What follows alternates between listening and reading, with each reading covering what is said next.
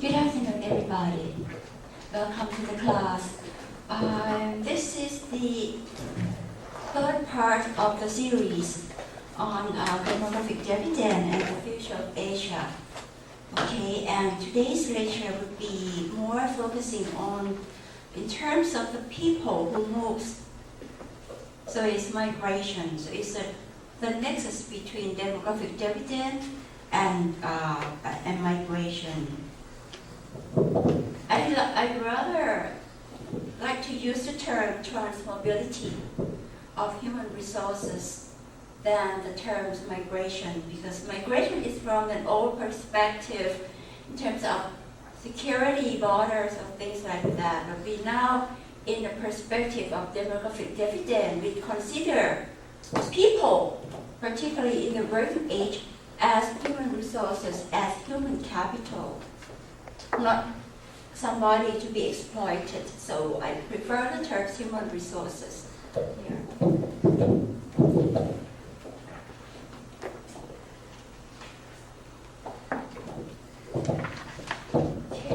Okay.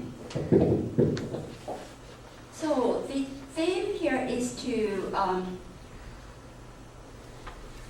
the capitalizing on demographic dividend. The term here means how to make the benefits of the changing demographic structure, the size of the population, to be more contributive to the economy.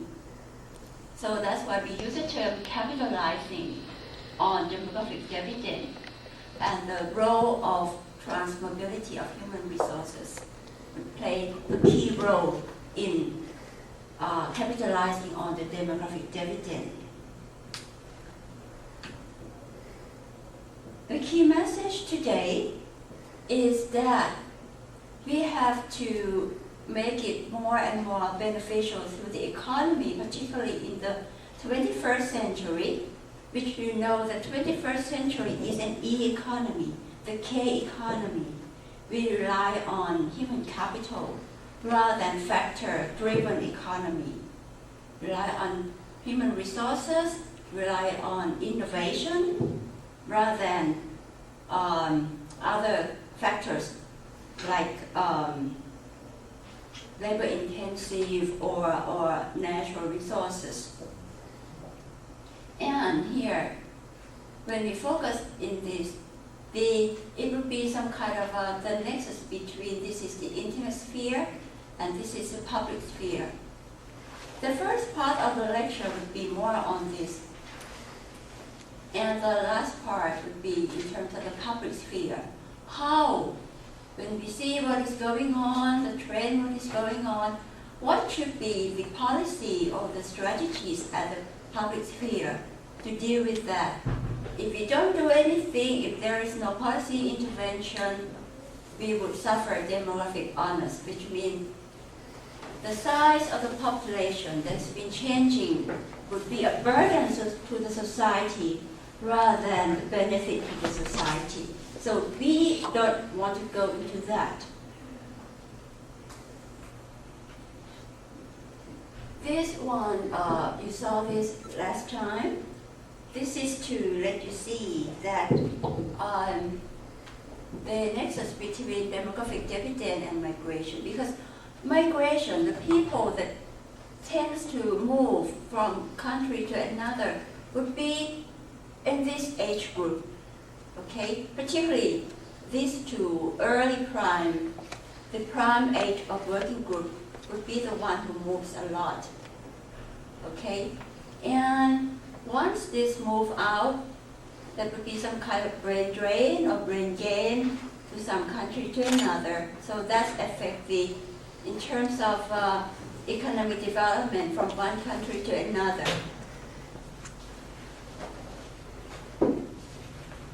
When we talk about migration or people on the move, we cannot avoid talking in terms of the patterns of migration. And the first theory there is to talk about the pattern of migration. It's Ravenstein. in 1880s. Okay, they were talking in terms of the pattern, what was going on back then. And if you see item by item, you will see that some are still maintained up to now. We are now in the 21st century. Some has been changing. Okay, here. This was based on the patterns in the European countries. But we will focus on Asia in our lecture. And you will see try to see for yourself in terms of similarities or differences between what was said in 1880s and current and contemporary migration in Asia. Okay, so there are 10 patterns.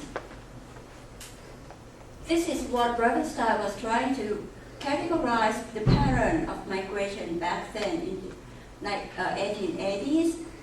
And if we try to re-categorize these patterns, we would see that this is the key.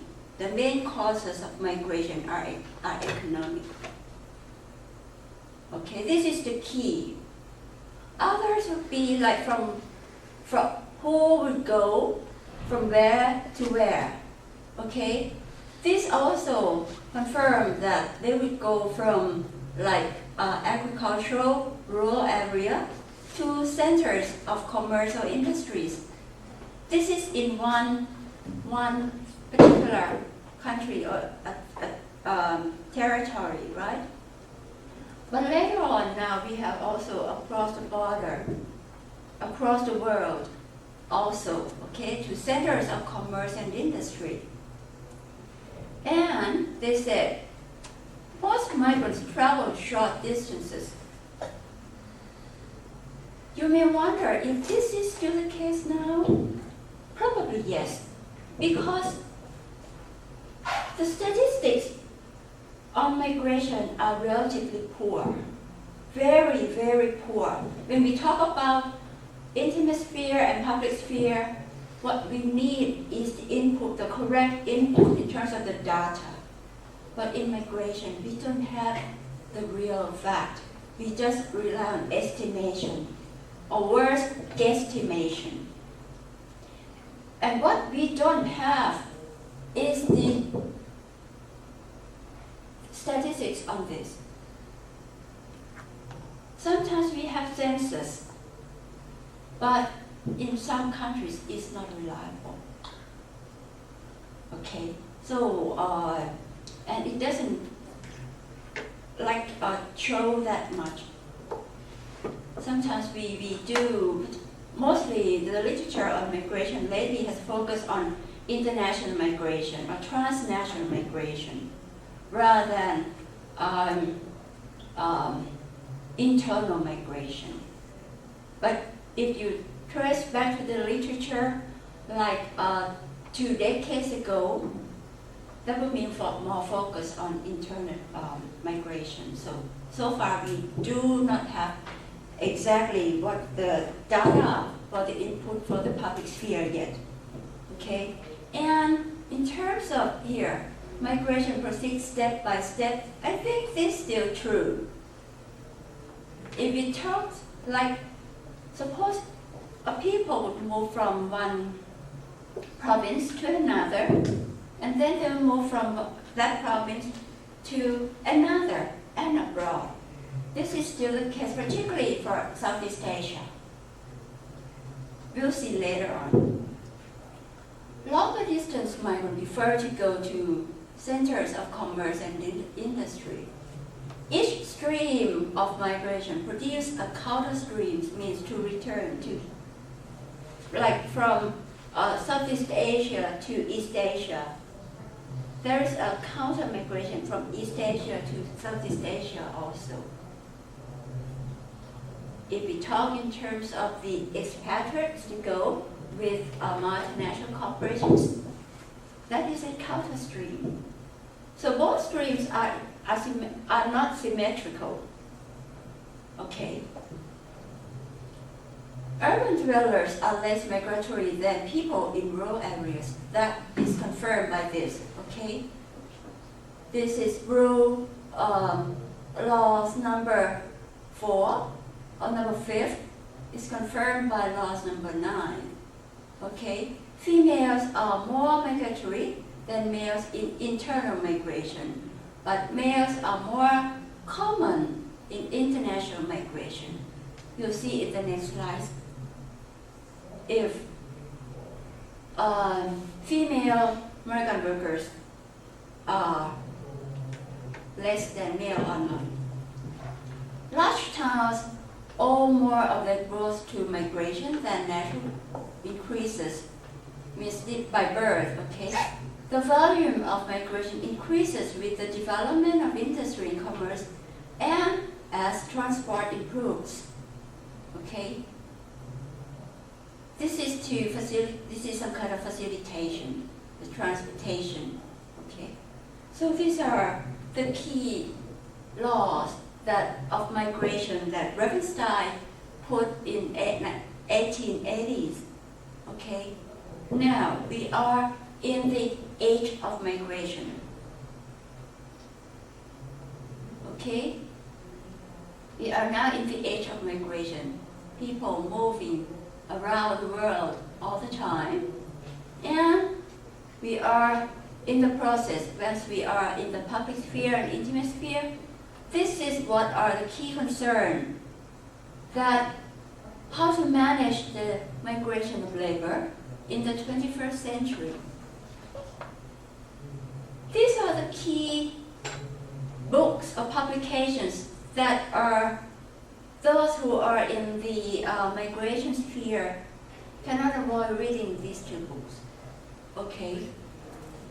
And this is the trend. Why it is the age of migration? Because here, 1 person in 35 is a migrant. And by 2005, there were this many people around the world. Okay? The majority of the people, the majority of them are moving because of the economic reasons. Only this portion are refugees or non-economic forced migration. They are forced migration. But these are voluntary. Because we would say economic driven migrant workers would belong to this one. And where do they live now? The majority of them live in the developed countries, but also developing countries. So Reconstruction said that the majority, they would move more to centers of commerce and industry. So this also said, okay, yes, that is the case also. But there are also to developing countries, okay? And female migrants, almost 50. So it's not that small size anymore. Almost 50, 48.6. And this is supposed to be increasing and increasing. Once we see in previous 2 lectures that the size of the working force are more and more in the female, more female than male, right? And once they turn 18, more female than male. So we will see that I would expect more female migrants in years to come, very soon, I think. Okay.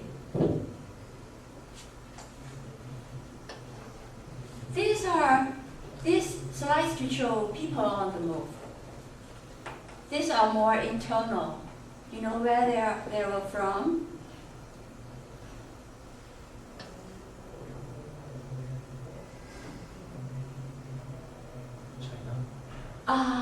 Close, but not yet. Vietnam. Vietnam, yes, look at the here. All of them are from Vietnam.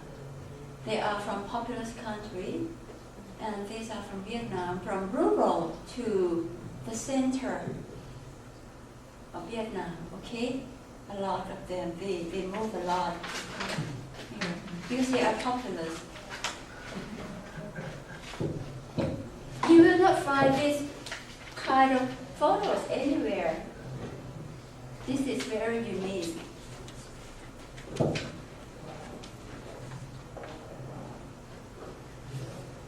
Okay, and when we are here in Asia, when we talk about migration in Asia,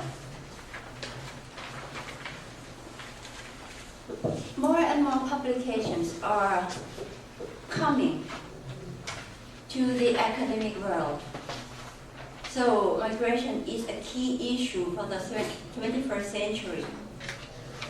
Okay, and these are an example of recent publications. This one, this one was edited by two professors in Australia. Okay, and it was based on international meetings or international seminars on migration across Asia. And this is more in terms of regular and irregular migrations. And this one is to focus on a particular area of irregular migration, which is trafficking. Okay. This one I was the editor, and it based on a research by a French Association of Academics, IRASEC, last year.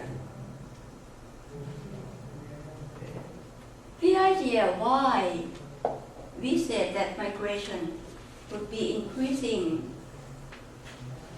the nature of migration itself is in terms of chain migration. Once one moves, there will be some kind of connection. So it's a multiplier effect for migration. Okay, so this is one thing that why we would expect more and more migrant workers to come, besides the changing population.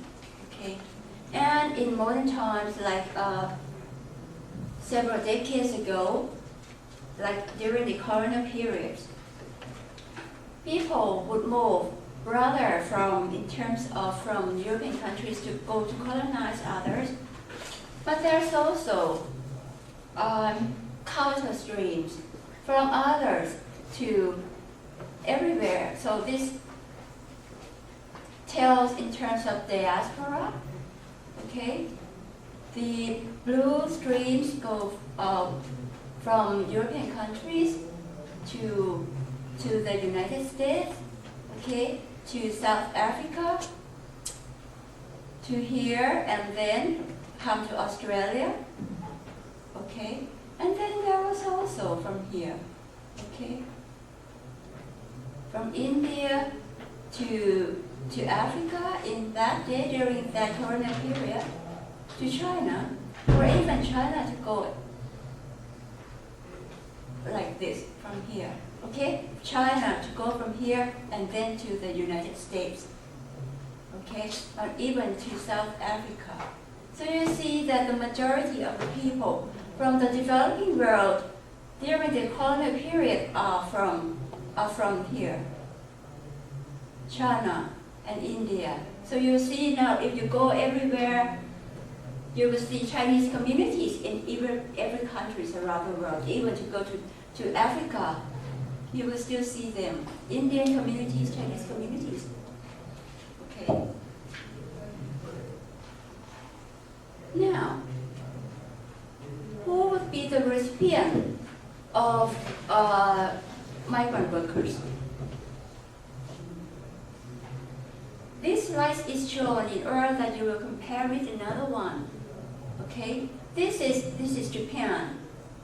Okay, the green one. means that not very much, or just a nil, okay? Very static. But the majority would go to here, okay? This is the Canada, United States, this is America, and this is those Latin American countries, they would go there, okay? Or from there they would go here, okay? So the major, the recipient countries are here, okay? European countries. When we talk about traditional receiving countries, the blue one, okay? The blue one.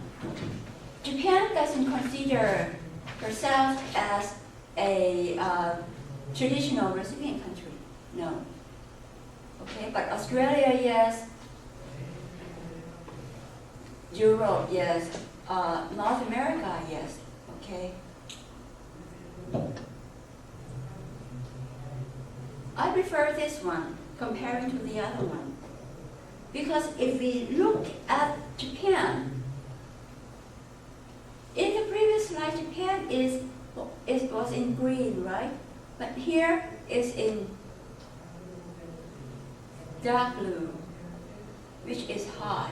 I don't know what you think about Japan as a receiving country of migrant workers. A lot, or you prefer the previous slide? Okay, this to show you that the data, we have to think carefully when one see one data. Just don't rely on that. Think carefully and try to search for more data when you consider as a policy input. Okay, if we rely on the previous slide, we would have another policy. But if we see this slide, another policy would come. Okay, because this slide would show that the degree of receiving countries are different from this one, from America to Canada. Okay, more would come to the United States, and even among European countries, more would be coming here. Okay, and this is still the same as the previous slide. Okay, but not as much as this one. Okay, what is this?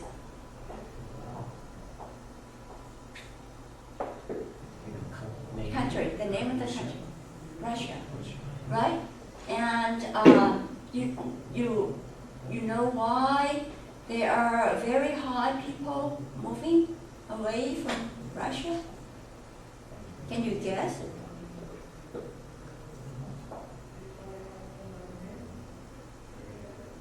Because there is not so many opportunities.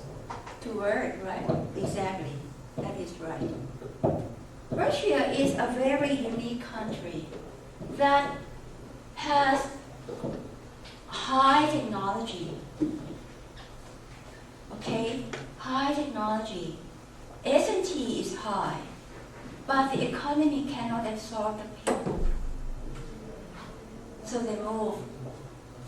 Okay? And here, this is Thailand, and it tells that Thailand is both sending and receiving country. Okay? This is Myanmar. Yes, that you see, you have no argument on this. That they will come from Myanmar, from Yunnan or things like that. Okay?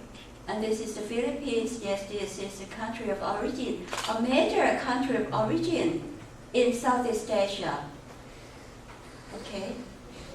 It means that people, many of them, a higher proportion of people moving from the Philippines and Myanmar to somewhere else among Southeast Asian countries.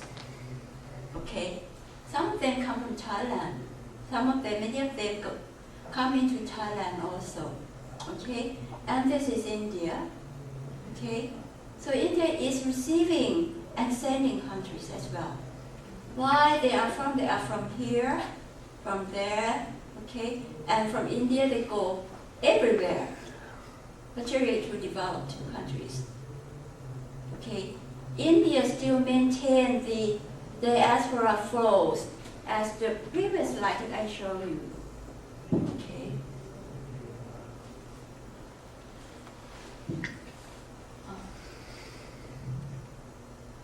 Okay, so when we talk about demographic dividend, there are 4 core policies to deal with.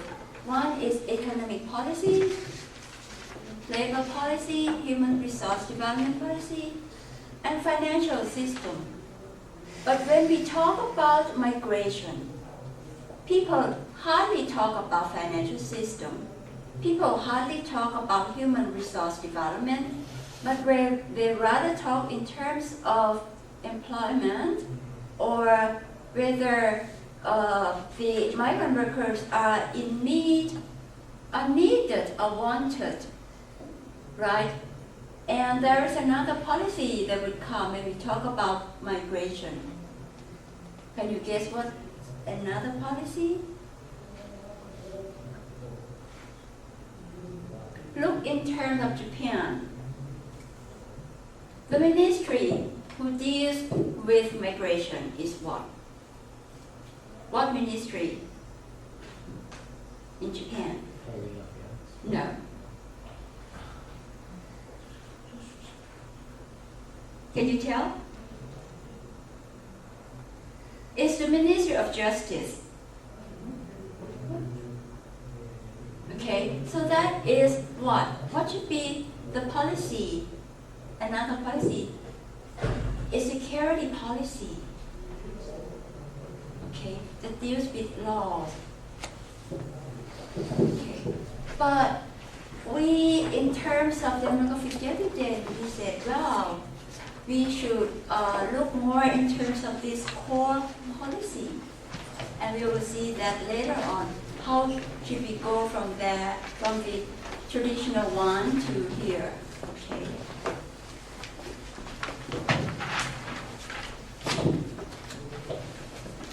So far we see that migration has increased a lot. And if we take a look at the trends of population, okay, we expect, suppose this is the trends of migration if it goes up high, right? But the population increase, it goes along that way, and even the population drops, the migration will also increase. Okay, there are explanations why people move once the population grows a lot. Why people migrate? There is one theory. Okay, and there is another theory why they still migrate, why people are still the less increase in the population. Okay. One thing is that the supply of the workforce. Okay. In the later slide, you will see that this is in aggregate term. But if we divide it into developing and developed countries, you will see why the flow is still going on. And I will show you. Okay. But before that, we'll see that this is the trends of population growth worldwide. Okay. This is accumulated. This is aggregate terms. Here, during the 1980 and 1985, 80 million people added per year, okay? And it was peak in 1985 to 1990, 87 million people added per year during that time. And then it drops, okay? So far now, it drops particularly from here, very significant from this, okay, from 79 to 72, okay. But even now, still 72 million people still add to the, each year, per year, okay? One thing is that this is the explanation, that the generation, our mothers or grandmothers' generation still have an effect on us, okay? So they still have their children large, like my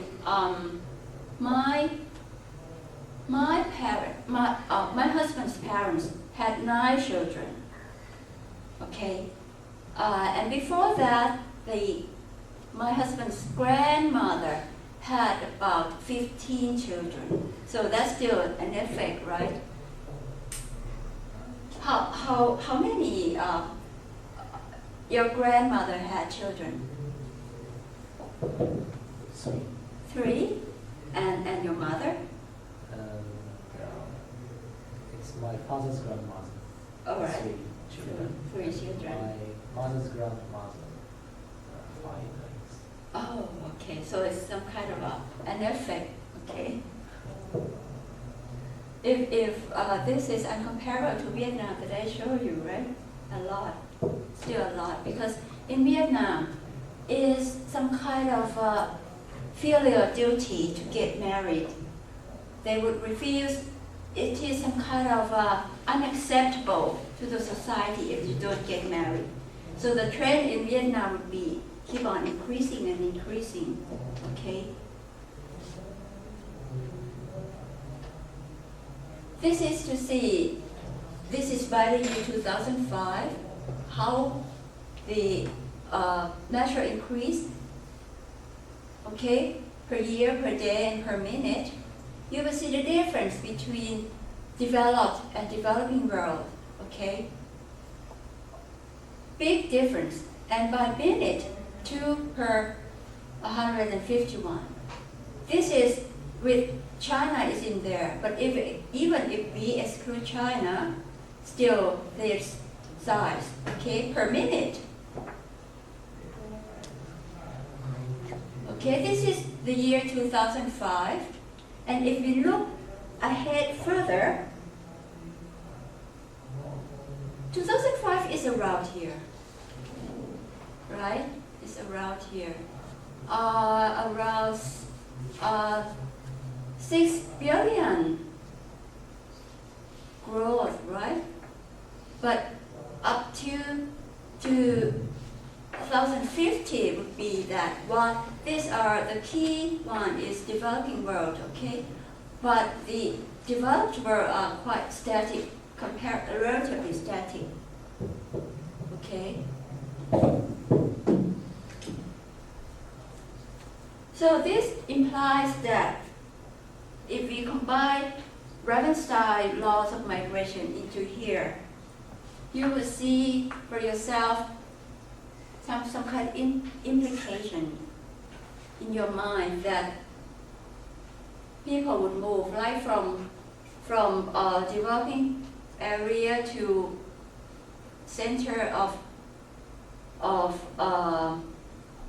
growth, right, to here. So you see that there will be more and more to come, right?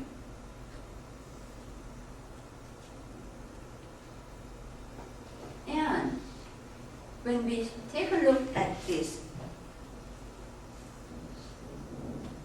if you are in a developed world, you will think, wow, we don't want them to come because they will take us job, they will take our job, okay? But then you will see that from a demographic dividend perspective, we would not encourage you to refuse them. Because those who come, okay, those who come would be around the age 15 to 24, okay, while here, okay, still not very much in developed world, so they will come here. That would be good if we select them, if we are more selective, okay, get the good one. If we get the good one, it will be good for this also. Okay, this is the idea. And when they come here, they would go to serve this, okay? the decreasing population here, right? So they will come to serve here more because in Japan you will see that there are more Filipinos. Filipinas is female Philippines, okay? Filipinas come to work as caretakers for the elderly. Also the case in European countries, okay? They would go. Okay, and here, if we do look in terms of the projected population change by country,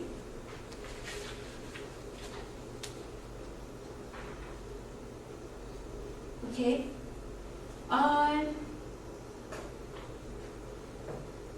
the major recipient countries that we saw in an earlier slide, okay, is not very, still would have to receive more and more people because the population change is only, is not very high yet, okay, about this.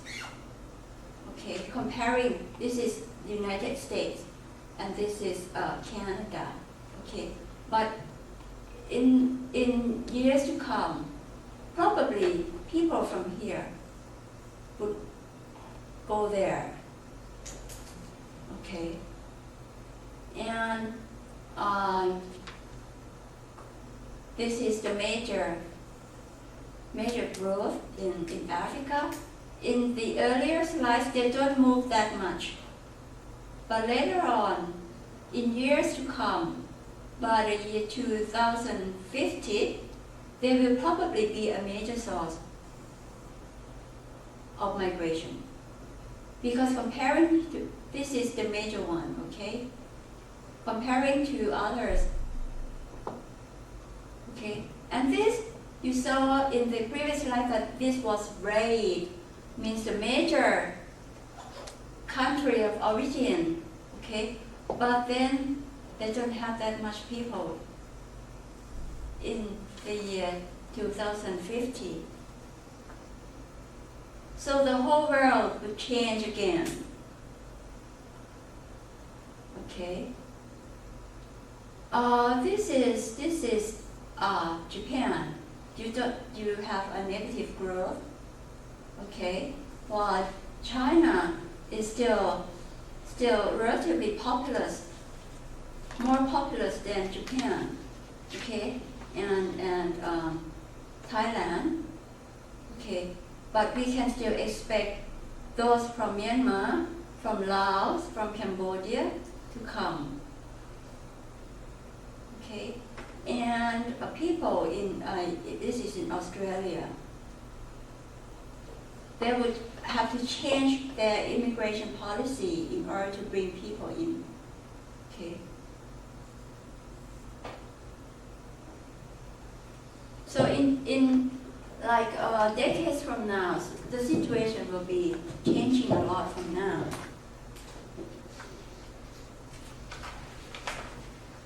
And this is also to show that the size of the population, particularly the working age, that the previous slide showing the whole total population, but this is to focus on the working population in the working age.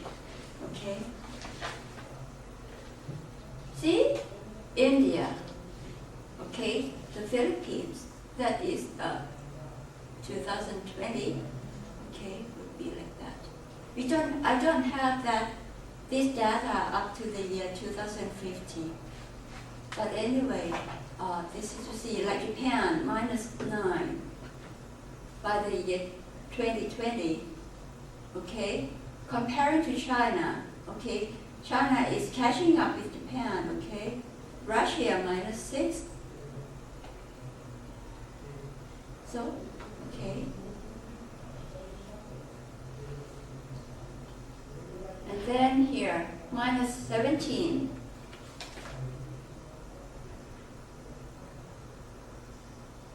So I think Japan is much better than the United States by the year 2020. Okay. but Australia is much better than the United States. Okay, this slide is a key input for the United States to launch a new policy in the year 2007 to revive the whole immigration laws in the United States, trying to bring more people to the country, okay? Because they say in the old days people prefer to go to Australia, okay? Because Australia has the laws are tough, but then when they come there, they go there, they can work also. Okay, so this is heavens, the heaven of people who would like to work while study. Okay, and once they work while study, once they graduate, they can stay there if they contribute to the economy. So people are moving to Australia, and the United States said that is not good for the United States anymore because the population is declining fast. So the United States needs more people. So they changed the whole immigration laws. You will see in the lottery, a decade ago, it's hard for people to go to the United States. It's hard to get a green card, but now it's relatively open. Okay, that is before the economic crisis. Okay, but the economic crisis is only an ad hoc policy. Okay, during this time, immigrant people, has to return to their home country, because the United States, Obama has adopted a policy that citizen first. Okay, but once the economy is getting better, they will return to the United States. And the United States need those people. Because if you look at a major company, like my son is working in an architectural policy, a design company, a big one. If you take a look at the people, the key designers, they are from Korea, they are from Turkey. Many of them are working with their green cards, with their working visa. And they still need those kind of people back. So this is the citizen first policy is just ad hoc policy. And you will see that once the economy is resume to the normal state, they would include more people to the United States. Okay.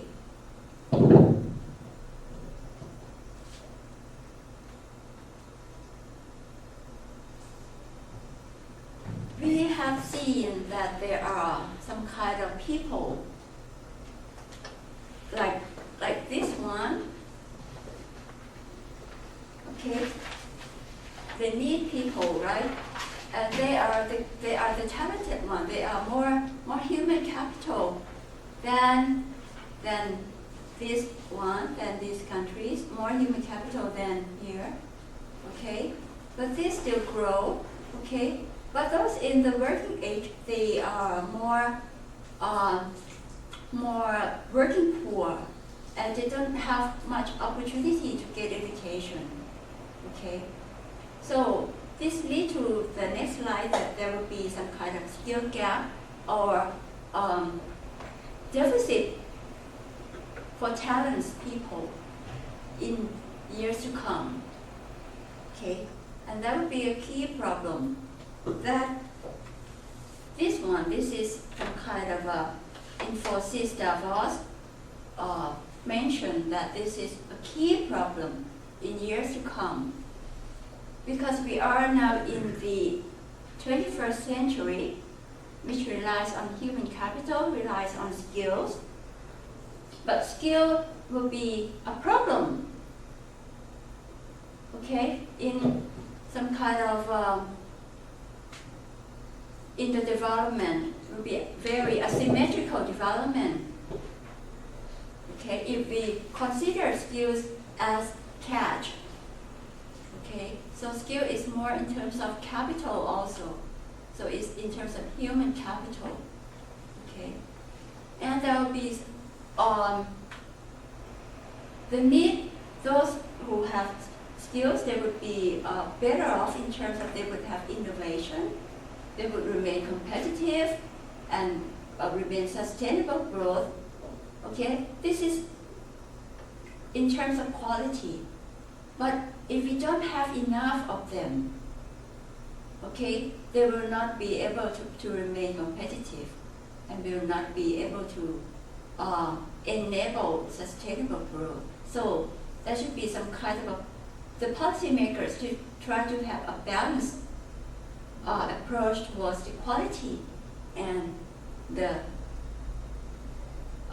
size of the people. Okay, this is the key.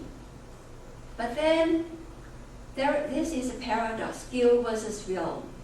Okay, in some country that would need to maintain skills, people that has become growing and then become aging, they hesitate to upgrade their skill. Okay, and that is not good to the economy from the demographic dividend perspective. So this is some kind of skill versus will. Okay, this is something that the need for the public and the private sectors to work together to look in terms of what would be the case for the future and what they should do in order to cope with the problem. Okay, the skill gap is more pronounced when we take a look at this particular country.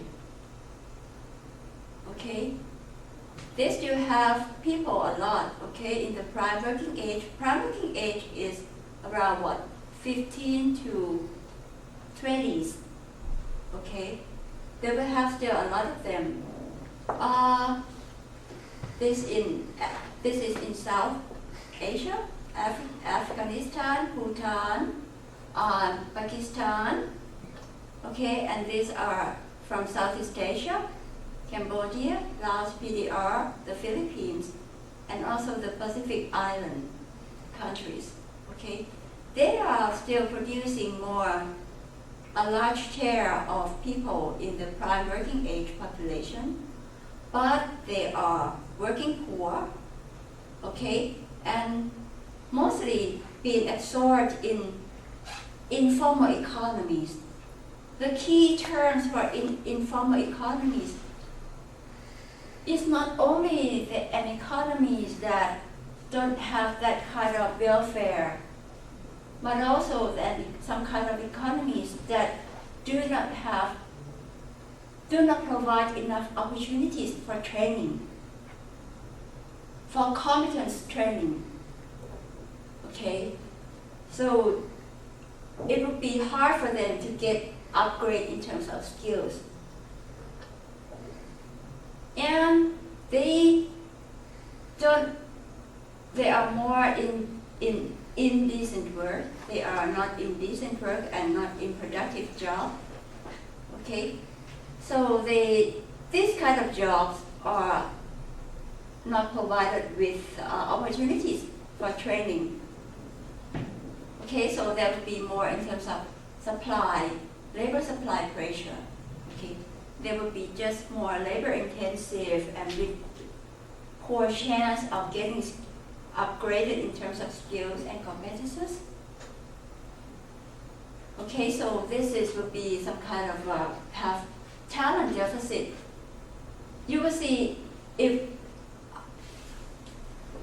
there would be enough chance for them to be garbage, picking garbage.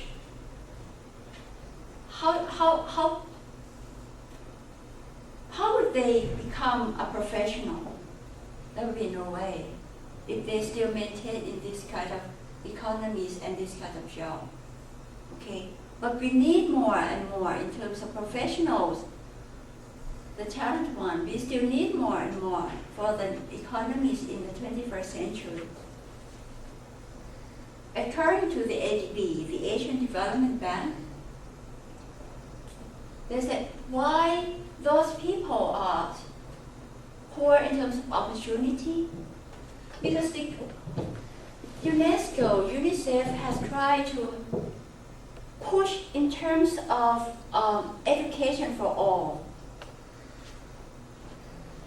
To provide education for all, whether they are in the rural area or in remote area or in mountainous area, they are marginalized, they are handicapped or whatever, they will get education. But that is not enough. Only education is not enough for them. Okay? It's not enough because we don't have enough skills, particularly in professional occupations. You know what are the jobs or occupations in real need for the 21st century? You will need more like the IT one, science and technology, researchers, specialists in all kind of things, those who are keen in terms of biomedical or biotechnology. You will need those kind of people. If you take a look at the list of most needed jobs in Australia, okay, there will be some kind of 50s occupation that are in need and would give priorities if any migrant workers have that kind of qualification. They rely on point system, and those who have those kind of qualifications that they are in those lists, they will get higher score in order to go to Australia. And the lists are what I say. Those who are keen in how to take care of brain surgery, advanced technology, many of them that they are in need. So you will see that those people from Timor-Leste, from Laos PDR, from Pakistan, Afghanistan, it's hard for them to go into that kind of job because they're still working in informal economy. This is something that we need a lot. So the shortage is serious enough to harm their own economy. Okay, there have too much of them, too many of them. That is not good for Pakistan itself, not is good for Laos PDR itself. So this is a problem. Okay, so they will not be able to enjoy the demographic dividend. Okay. And this would be the last slide for the first session. The structural nature of the skills gap suggests that it is likely to afflict developing Asia for years to come. This is in addition to an increase in youth unemployment and joblessness. Now, people are more and more, the youth people, the working age people, the prime working age people become jobless, become unemployed. This is not only during this economic crisis, but this has been a long-term trend since a decade ago already. For most developing Asia, okay? Among the developing Asia, Thailand is particularly unique in terms of we don't have the problem of unemployment, but we have the problem of underemployment, as I said in earlier class, okay? But the majority would be a problem like this. And you will think for yourself already in your mind that the problem is getting more and more serious now, right? The economic crisis. Okay, so poor education and training are increasingly pushing poor young workers into informal sector jobs, often at low pay and in miserable working conditions, either at home or elsewhere. Elsewhere means they would also migrate to somewhere else. Okay, without anything in their head, only to use their physical manual labor to contribute, and they would be facing big fans from countries all over the world that don't come.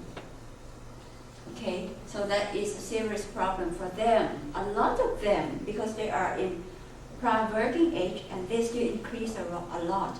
So you will see that the problem, if we, who deals with the public sphere, who deals with policies, should have a better and clear idea what we should do. Not only to look at the data from the history or the current data, which is still unreliable.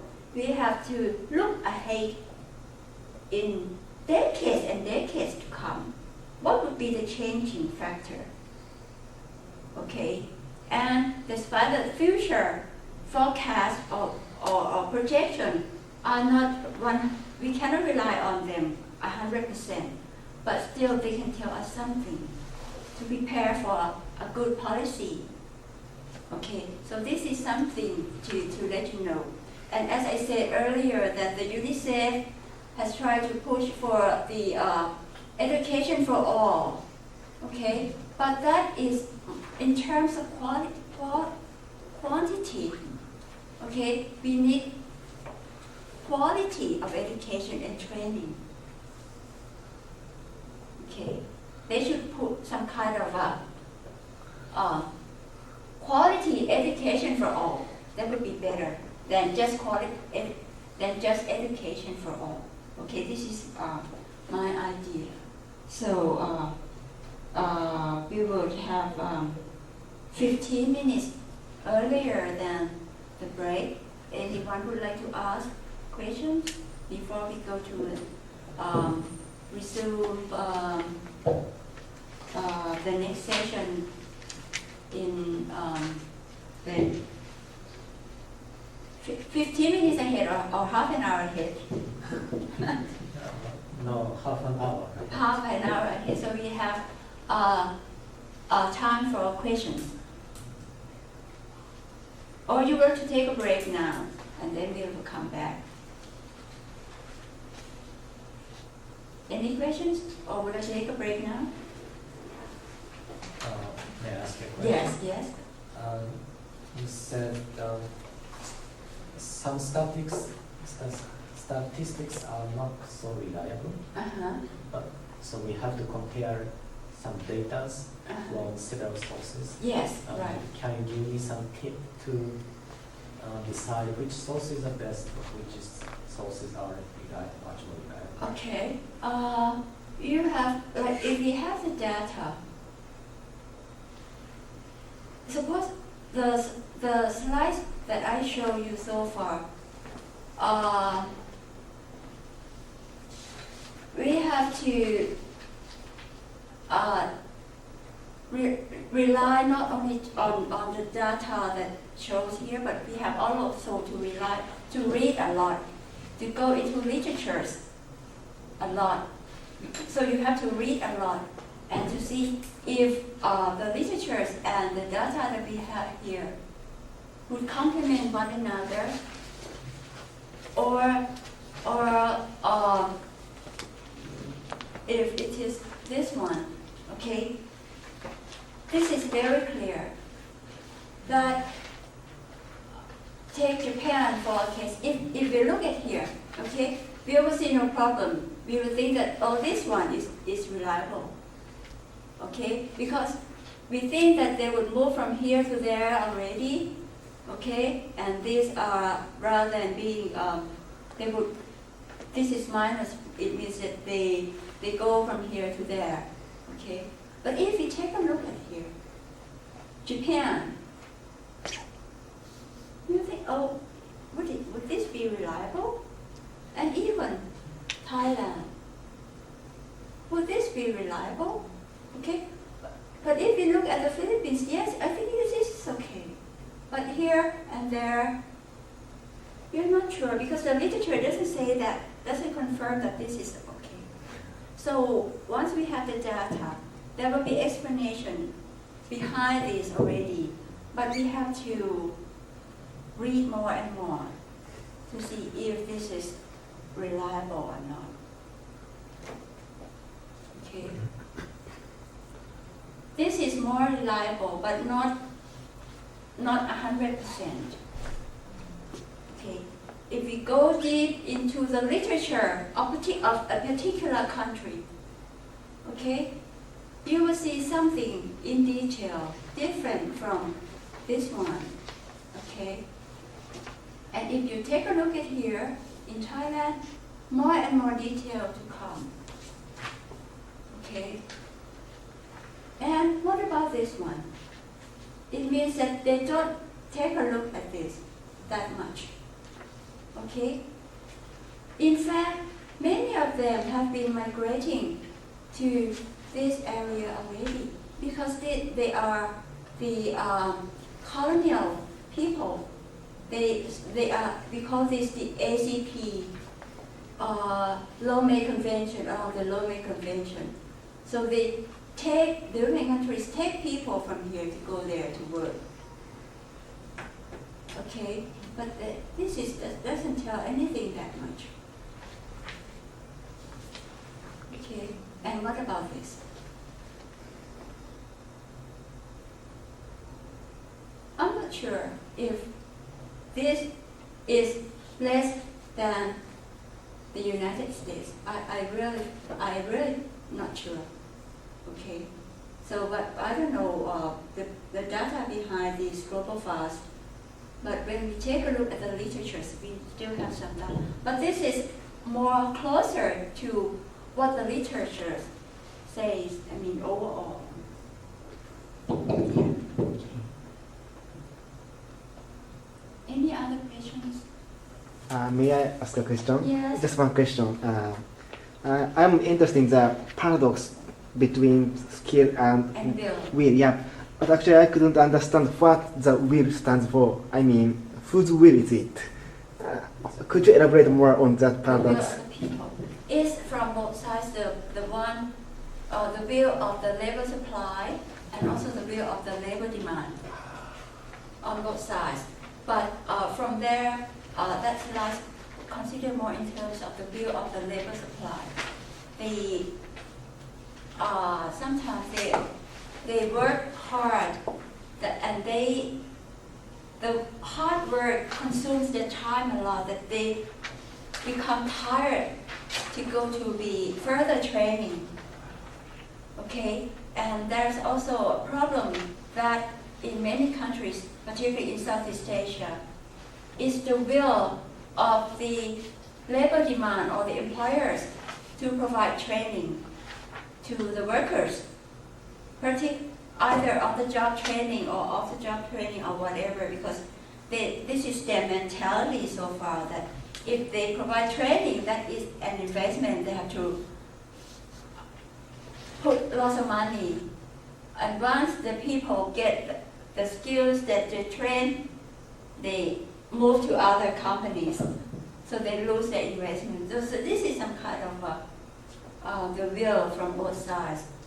Okay, but the major problem for us is for the labor supply themselves, that they would from their own guts and their own heart to be upgrade themselves on and on lifetime, not to be pushed by others. This is based on the theory of demographic dividend. Okay, because the people need to stand on their own feet and to fight. Okay. Thank you. So any other questions? Otherwise, we'll take break, okay, and then we'll come here like in 20 minutes or so, all right? Flows within the Southeast Asian or ASEAN people. Okay? Just the ASEAN people, not from others. Okay, and this one shows that the majority. Okay, all of them, some kind of go elsewhere. Okay, to East Asia, like Japan, South Korea, to Western world, and to the Middle East. This to tell that among them, they also go elsewhere, and they are the majority also. So most of them who would like to go there are a lot. Those who are in here, not many of them, but they are significant. And we would like, from the demographic dividend perspective, we would like them to maintain in here and to capitalizing them rather than to let them go elsewhere.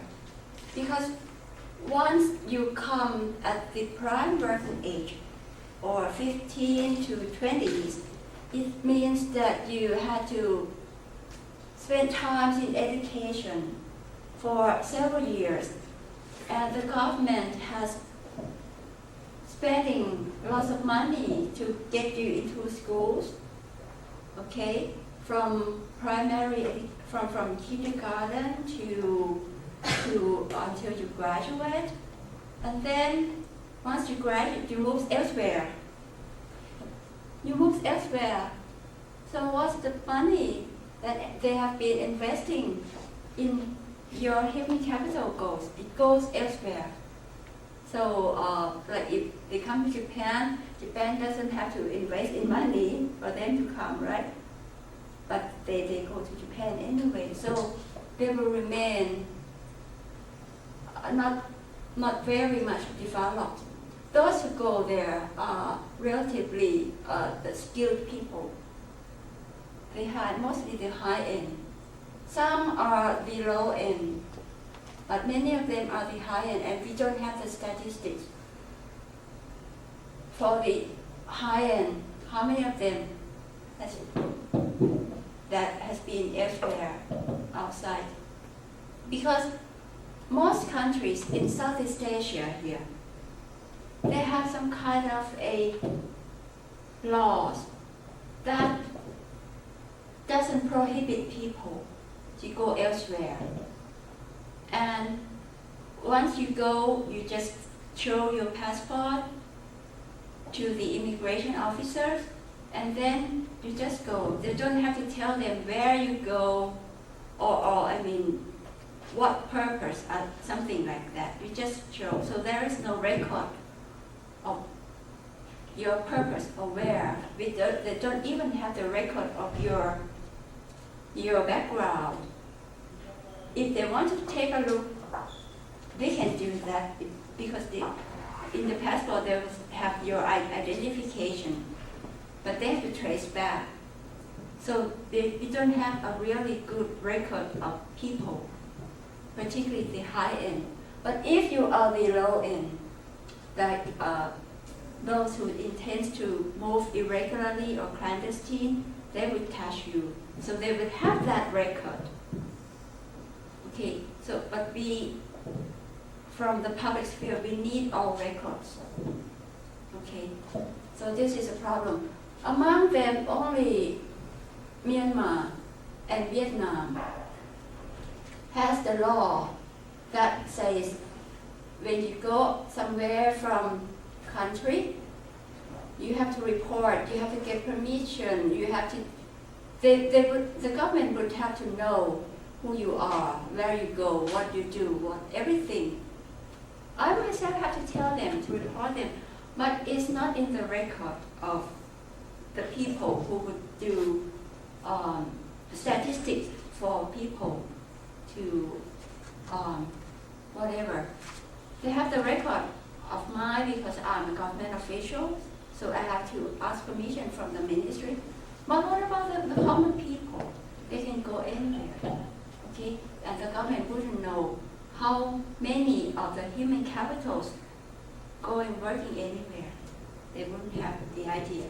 But Myanmar, they would do. They have the record. Vietnam, they have the record, okay? This is an idea where the people go. Myanmar, they would go here, okay? They would go to elsewhere also. They would come to Thailand, through Thailand to Malaysia, to Indonesia, okay? And then they would also go to, we don't have the record yet that they go to the Philippines, okay? But we have records of the Philippines go to Myanmar. This is some kind of expatriate or something, okay? And from Laos to Thailand, that is for sure. From the Philippines to Thailand, and from Thailand to the Philippines. From Vietnam to Thailand, yes. And this should be both sides because we also, from Thailand to Vietnam also, because we have business in Vietnam. Okay, this should be both sides. And then from here to the Philippines, okay, and they are more intensity here, around here, because right from here they can, this is very close, they can just rail a boat from there to there, okay, and from here this is very, very intense, okay, and this area there is some kind of the so-called growth triangle that allow or encourage people to move from one country to another. Okay, this area also, we call it IMTGT. IMTGT means, the I means Indonesia, M is Malaysia, T is Thailand. So it's the GT is growth triangle, so it's growth triangle between Thailand, Malaysia, Indonesia. Okay, there is others like here. Okay, Malaysia, Brunei, Singapore, Indonesia. This is more intensive. But here, up here would be more irregular. Okay, this more in terms of routine or daily, day pass or whatever. This also.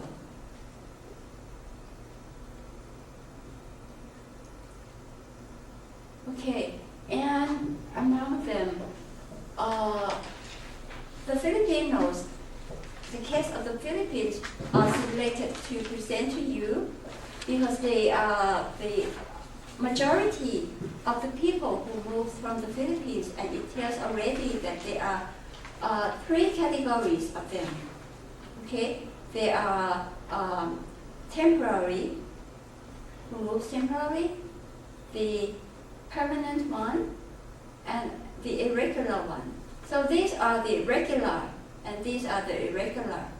Okay, the regular one, we can identify that they would go permanently or be only temporary because they have the record to tell. Okay, but the irregular can be both permanent and temporary, but we don't have the record, so we just put in one category only. Okay, and it is declining in terms of irregular. Why it is declining? The idea is not the destination, but it is the policy of the Philippines themselves to encourage the regular one with incentives and everything provided to this one. So once you see that there are more opportunities here, people turn from here to there, so that this is a declining trend of irregular.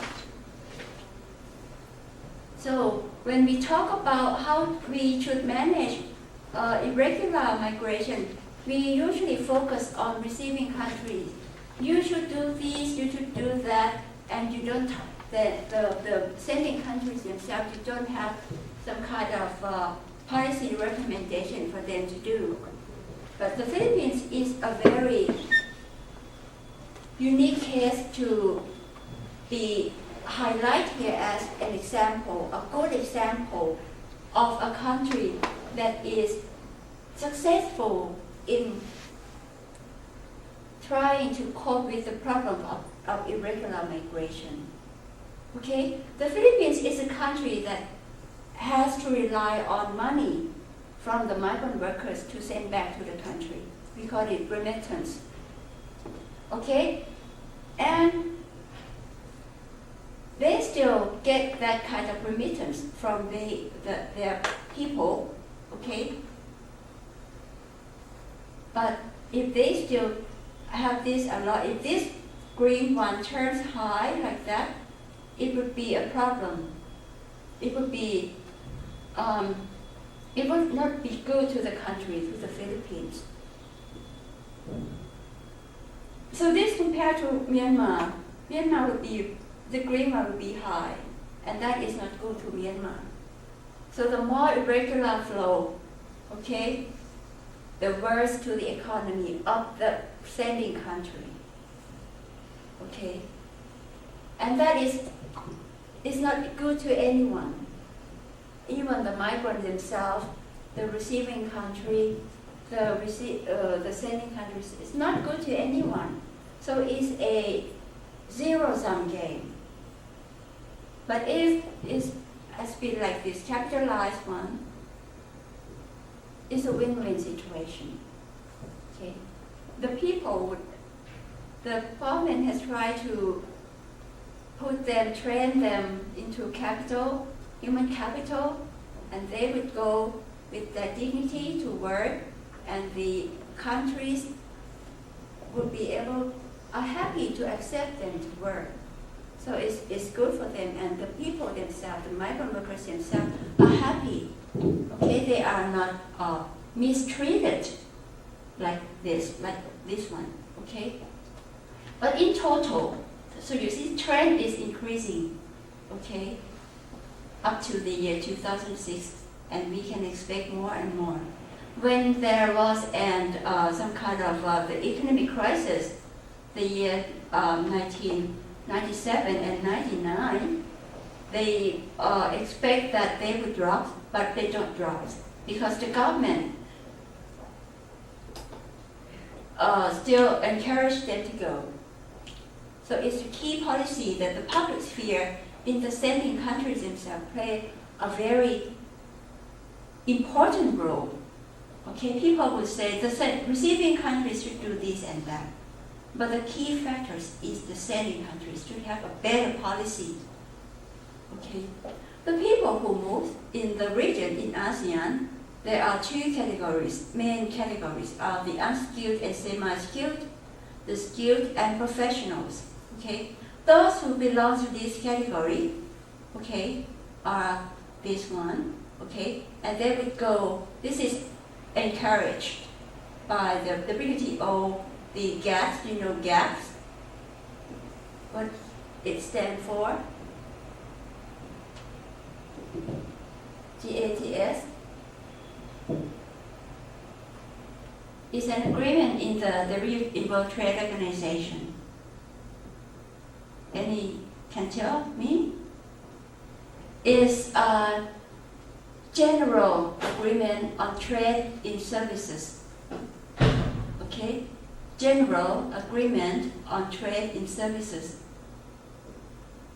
Okay?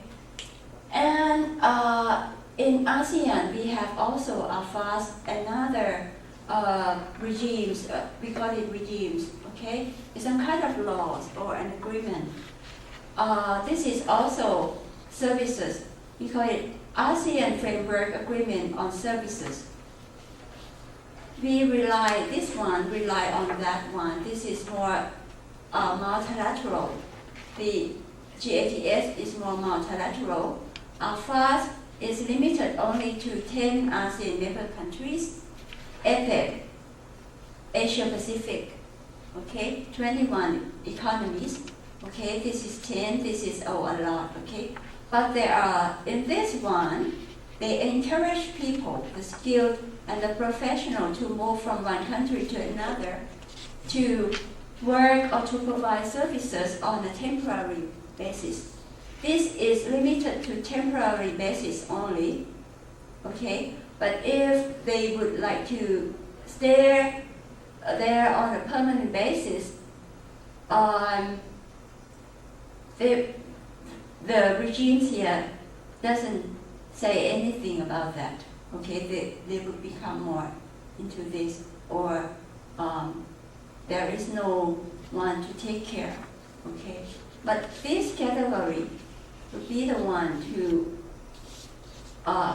would have to go to meet the regulations, and there would be another actor to get involved, the broker or the agents, okay? The recruitment people would play an active role in here, okay?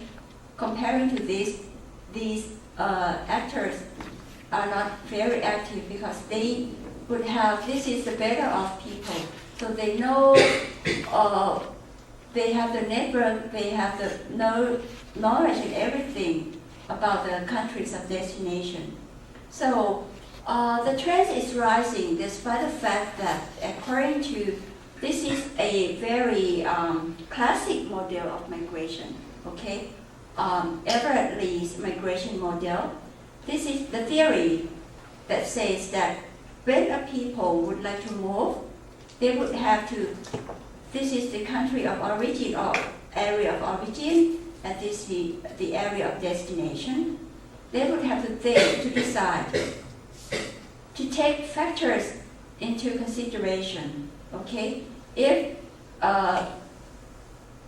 these factors are more pushing or pulling them within the region or just playing a neutral role, this can be economic or politics or whatever, okay? And when they would like to go, they would also think if this is interesting to go, they would benefit, or they would some kind of opportunity cost if it is the minus one. If it is opportunity cost, they would not consider, or any factor would be neutral. So the theory is that the people would consider on both sides if whatever factors there are, like positive or negative or neutral one, okay? And before they move, they would have some kind of intervening obstacles. This is like transport or the distance or whatever, or the information that they get, or something, whatever it is. This is the theory. But if you see that the trend that we have seen so far, that there would be more and more an increasing trend of people moving a lot, okay? Even at the global level, the trend is increasing also.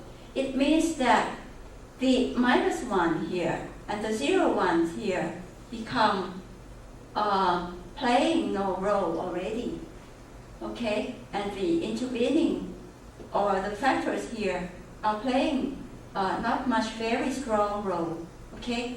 Take it for example, as we said, that the skilled people, okay, or the professionals, they are the better off, okay? So they have a good knowledge, they have their network here, they know people here, okay?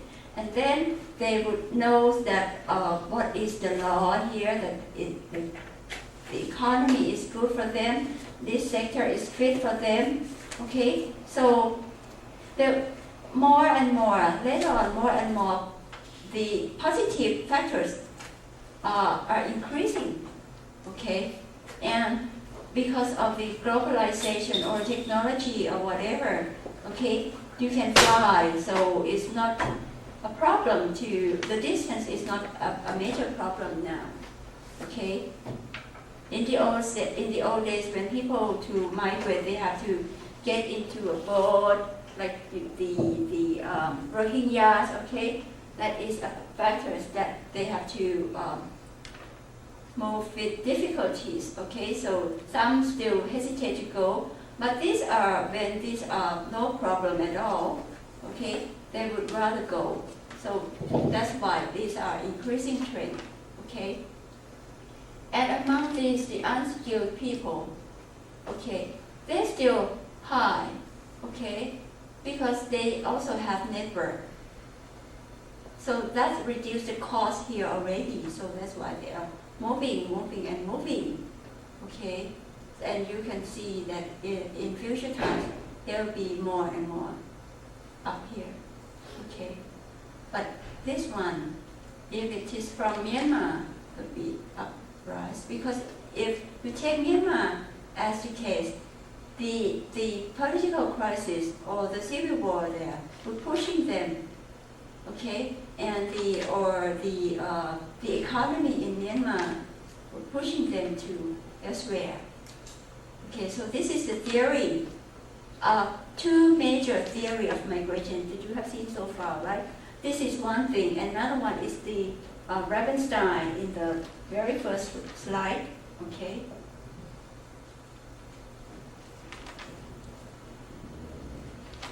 And this confirms what Rabenstein said, that economic factors are important. And this is also the case in Southeast Asia. Okay? Because they move, mostly because of the economic factors. Okay, they move. Comparing, it's the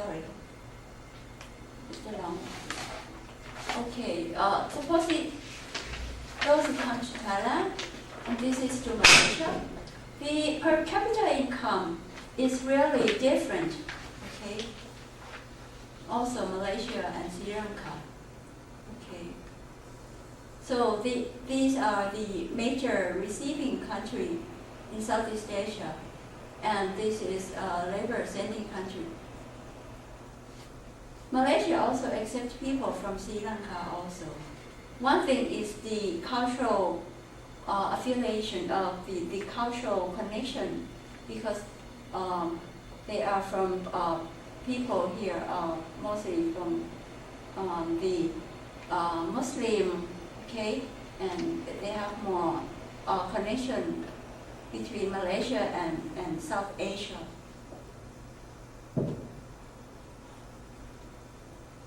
Okay, and this is particularly if we talk about Thailand. Okay, the GDP, okay, the per capita income, okay, and then here, this is wrong. This is should be in red, okay, because the red one tells those who come to Thailand, and then the blue one from Thailand to elsewhere. So Thailand, most of the Thai people, they would go to Taiwan, to Japan, to Singapore. Taiwan is the majority, okay, followed by Japan, Singapore. Some goes to Brunei. In the old days, we went to the Middle East a lot, but lately not that much comparing to Taiwan.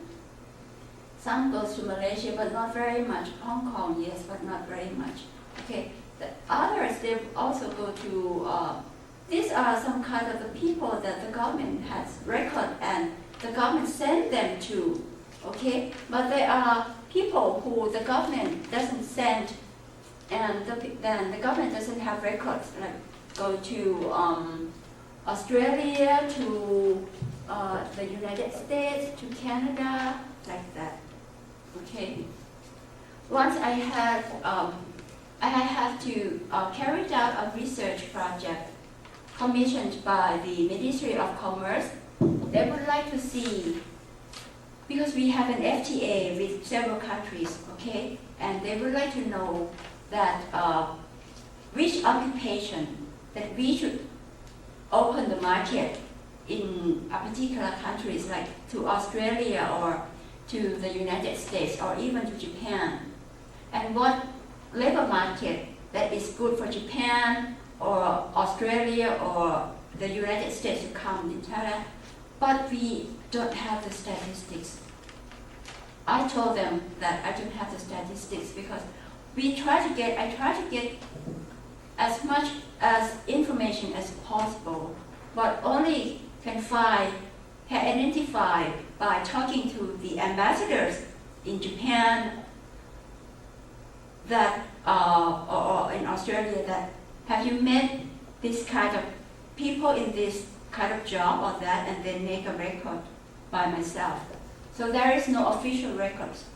So this is something that Thailand is relatively poor in terms of negotiations in FTA.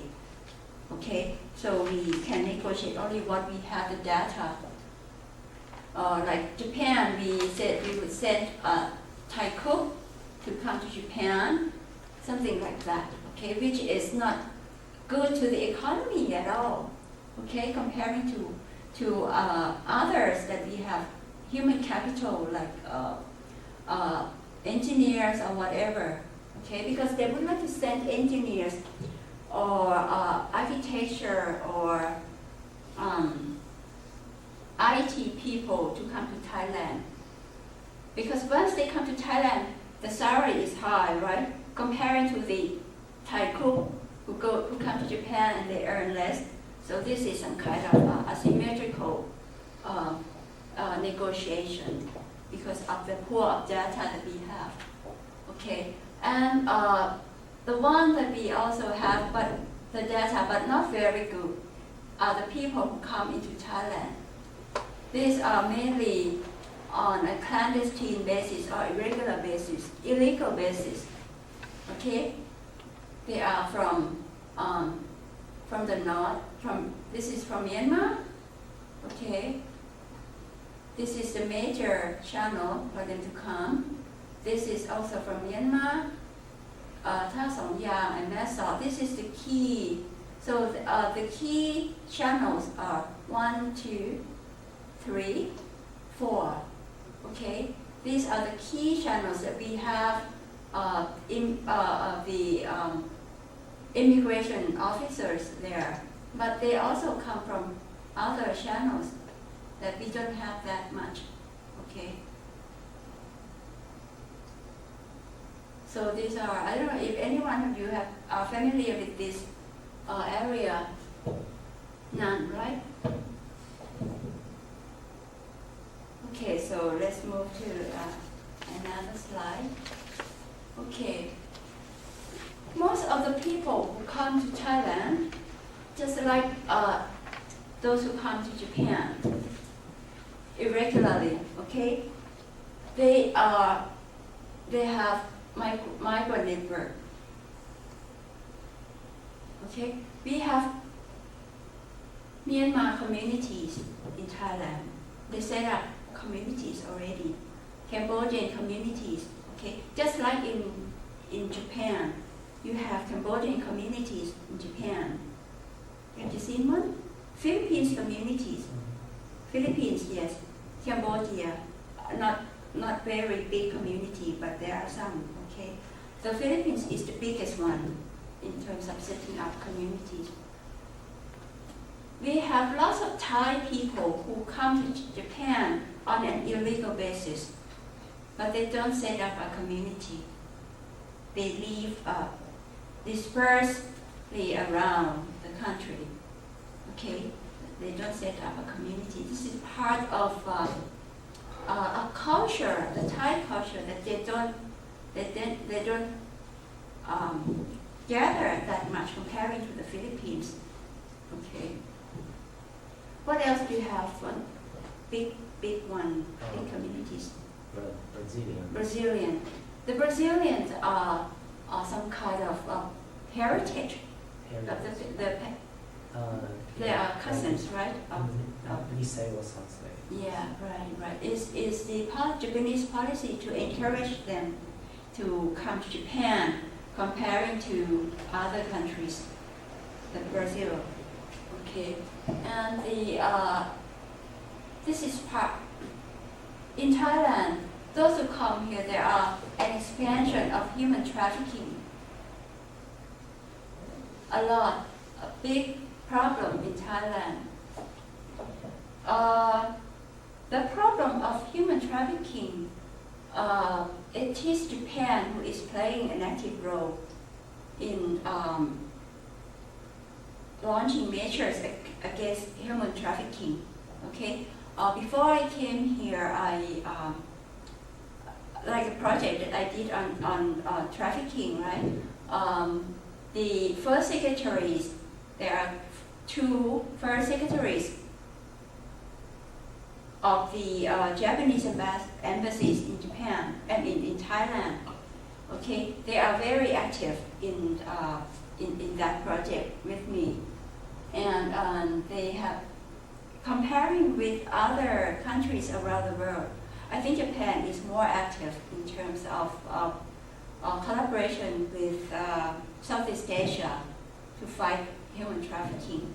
Okay, and but anyway, many people still come to Japan on a human trafficking based. Okay,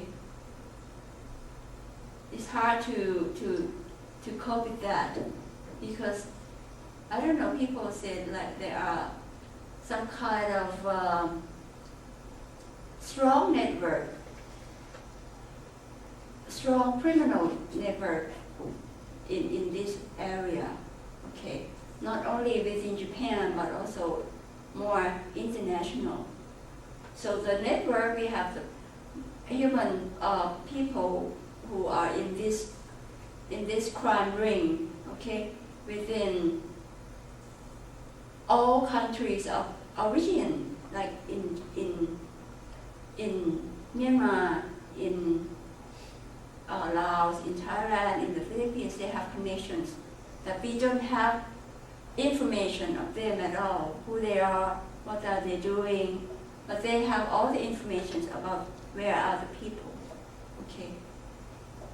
Migrants turning themselves into brokers or employers as well as part of the human trafficking network. This is a key problem that we in the public sphere don't have an appropriate or proactive approach yet to deal with this. They suffer when they come here on an illegal basis. They suffer, but they still turn themselves into brokers or employers to exploit others. This is something that we don't understand. Okay, but this is telling that the migration is also big business. It means that you will earn a lot also. Okay. So when we talk about migration, as I said at the very first period of this lecture, there are the key policies are the security policy, right? And then the labor policy or not very much in terms of human resource development policy, okay, but more in terms of security policy. So it's more of this control of irregular labor migration. Okay, but if we look at the major receiving countries around the world, like Australia or the United States or the United Kingdom, they would incorporate these 4 pillars of policies when they deal with migration. Okay, so there must be the F, 1F, 2P, and 1C. Okay, facilitation, promotion, protection, and control. They are to go together as a package. Okay, but many countries just focus on here only. Okay, and less on this, and less on this. Okay. So the people in the demographic dividend perspective said, if we would like to capitalizing on people on the move, these key policies should come together. okay, facilitation of mobile human capital. So you will see that this is more, the notion here reflects more in terms of the quality of the people and also the size of the people to come, okay? To manage them, we need more quality, okay? We need more quality. And this is, whoever they are, we just don't want them to be mistreated or maltreatment, okay?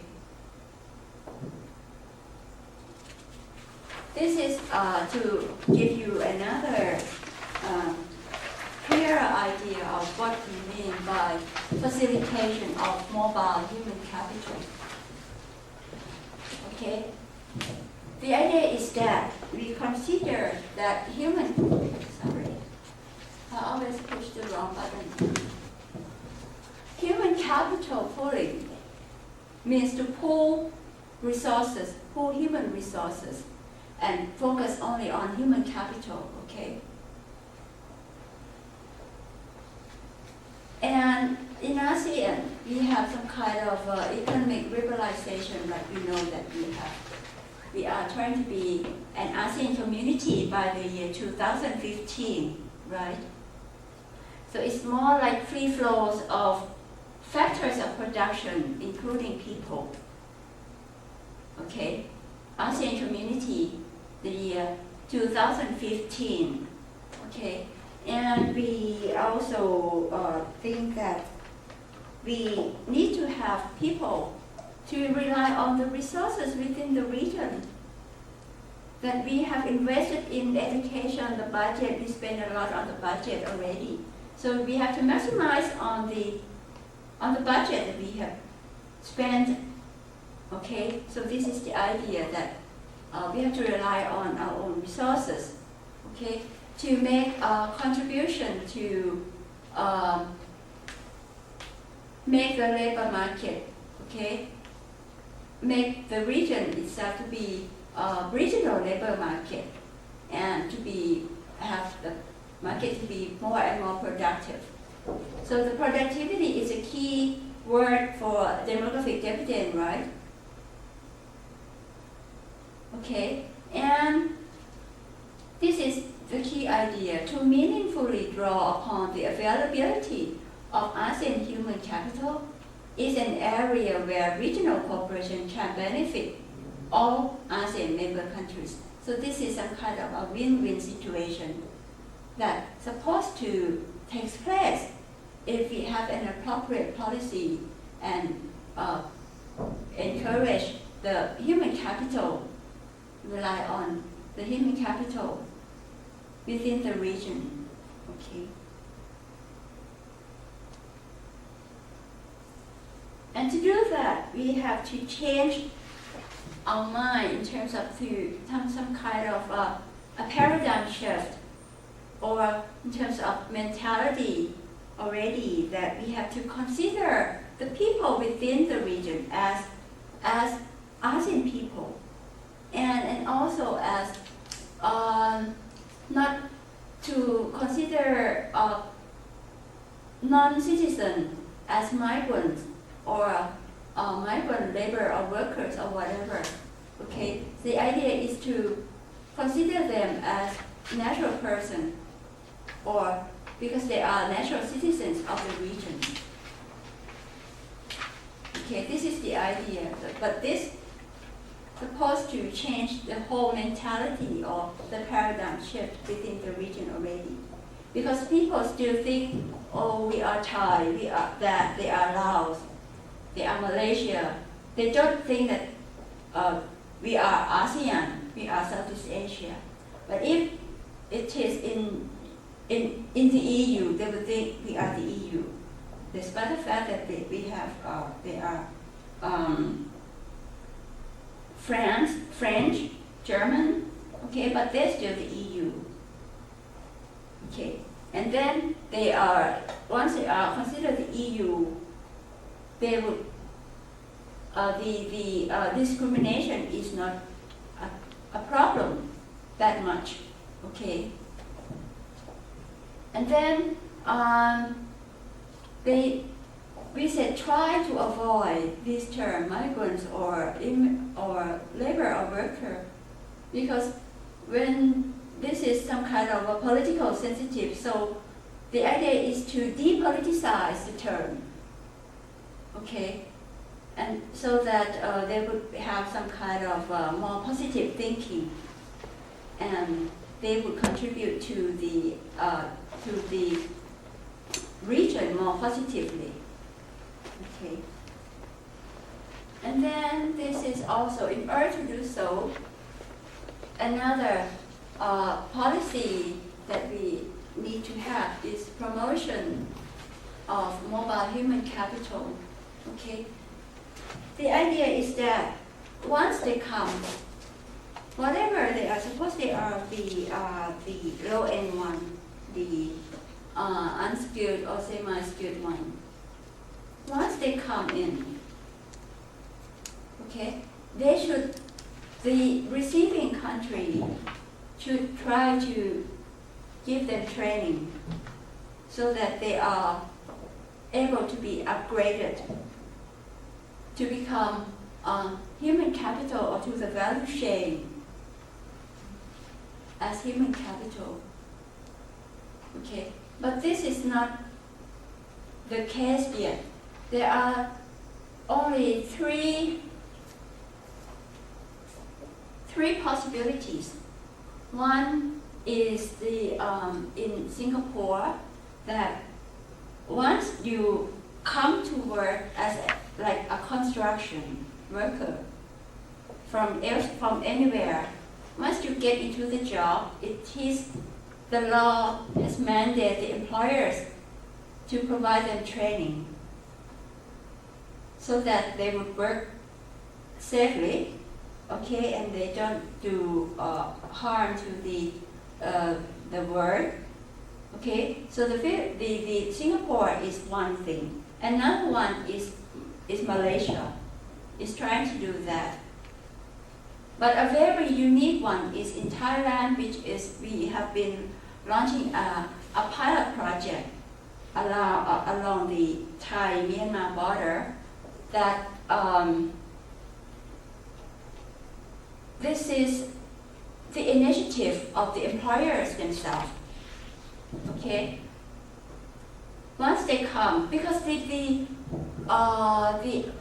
workers, the migrant workers in Thailand, they have mobile phone to connect to one another, and they can choose that where I would like to go, despite the fact that the law said that mobile phone is prohibited for migrant workers to carry. But because they have mobile phone, they can move from one job to another to get higher wage. So the employers themselves along the border said they don't want to keep on training new one. So let's keep the existing one and train them to meet the demand in terms of skills demand by the employers. So this is something, a pilot project already that the private sector is doing. But we are trying to see if this is a possibility to spread to others or not. Okay, because it depends on the positive thinking of the vision of the employers themselves. Okay, and so there are possibilities, but we still have to find or investigate further how to maximize this kind of approach to encourage the migrant workers to come, because they are human people. They are human beings. Okay, they are not animals to be treated as non-human beings. So once they come, this is something that they will have. If we provide training, we provide them treatment, appropriate treatment, they would turn into human capital, and from human capital that would turn into social capital and cultural capital that provide appropriate idea, appropriate perception towards Thailand, okay?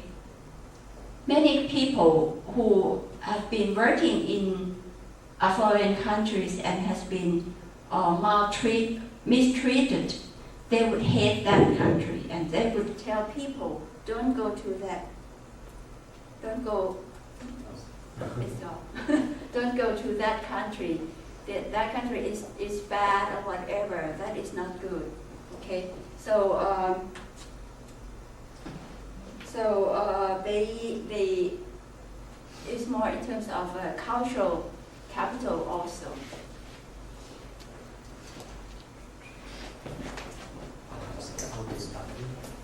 Oh, powder.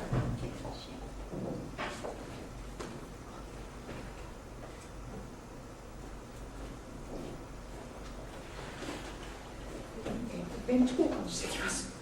I'm spinning. Change the battery. But they have to record the voice, right? They have to record the voice also, right? Yes. So the microphone is needed.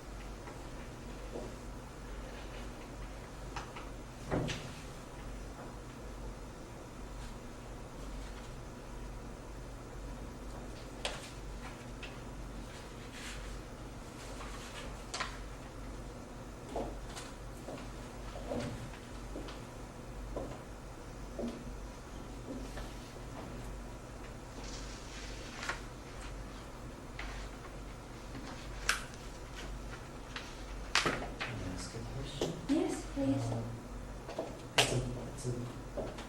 This is not relevant to this course. Is it okay to ask? Yes. I was interested in Rohingya. Uh-huh. I think it's a Myanmar minority. Oh, yes, yeah. I think it's an ethnic minority. They are ethnic, yes. Is there any Rohingya community in Thailand? Yes, there are some Rohingya communities in Thailand, but not very consolidated one, not very big one. They scattered around, but very small one. Yeah. I actually once met a Rohingya minority in Japan. Yeah. There are 50, I guess, Rohingya people. Only 50. Yeah, not many of them. Many of them would go to Malaysia instead, yeah, because they are some kind of a culture, close to the culture, yeah. Comparing to Thailand, it's not, they are not used to it, and also to Japan. Yeah, but what are they doing in Japan? To fight for their freedom in Myanmar, maybe because they are Muslim. Yes, they are Muslim. But the major religion in Myanmar is Buddhism. Yeah, right. So they are not kind of go along with, that kind of national identity. Yeah, right. So it's the ethnic minority, but religious minority as well. They are ethnic minorities. In Myanmar, there are thousands of ethnics in Myanmar, and those ethnic minorities moved to Thailand, and the Rohingya is one ethnic that is in the western part of Myanmar. It's near Pakistan or the Afghanistan, those areas. Yeah, and because the Myanmar government only do good, not really do good, but provide facilities and a budget and appropriate treatment to the Burman only, the Burman. Burman is the major ethnic of Myanmar, and then they are Buddhist, but there are others like Chan, okay, they don't get appropriate treatment, but they survive because the Chan, they do the plantation, the opium plantation, the big one, and they big supplier of that kind of drugs, so they earn a lot and they can survive. But the Rohingya don't have that kind of talent, don't have that kind of economic option, because the Muslim people, they are more rely on traditional ways of living. Okay, so they don't catch up with the world. So they try to move and fight for freedom. They would like to be their own what to say, their own liberty. Yeah, right. They are a lot. When I went to a meeting with UNHCR in Malaysia, the Rohingya would try to get involved and to have sayings in whatever we have meetings on migration. Yeah. So the problem in Thailand, and the migrant workers that come to Thailand are not only economic driven, but also political driven, but economic driven, also playing roles in those political driven also.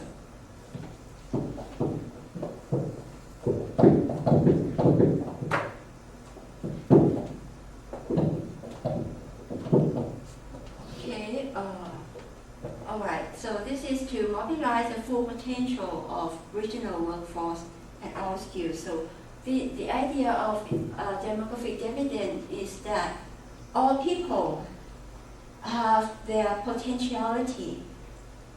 Okay, so we have to capitalizing on that. This is also another one for the promotion of mobile human capital.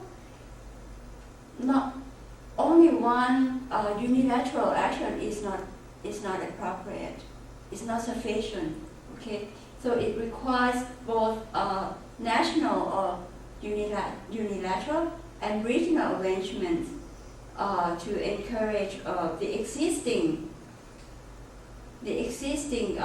labor to meet into to make the demand and the supply to meet one another appropriately. Okay. And at the unskilled and low skilled level from an ASEAN member country in another, they need to be upgraded in terms of basic skills and competencies. As I said earlier in the business people along the Thai-Myanmar border is trying to do. Okay, so that is some kind of a win-win situation. But that has to deal with the people in the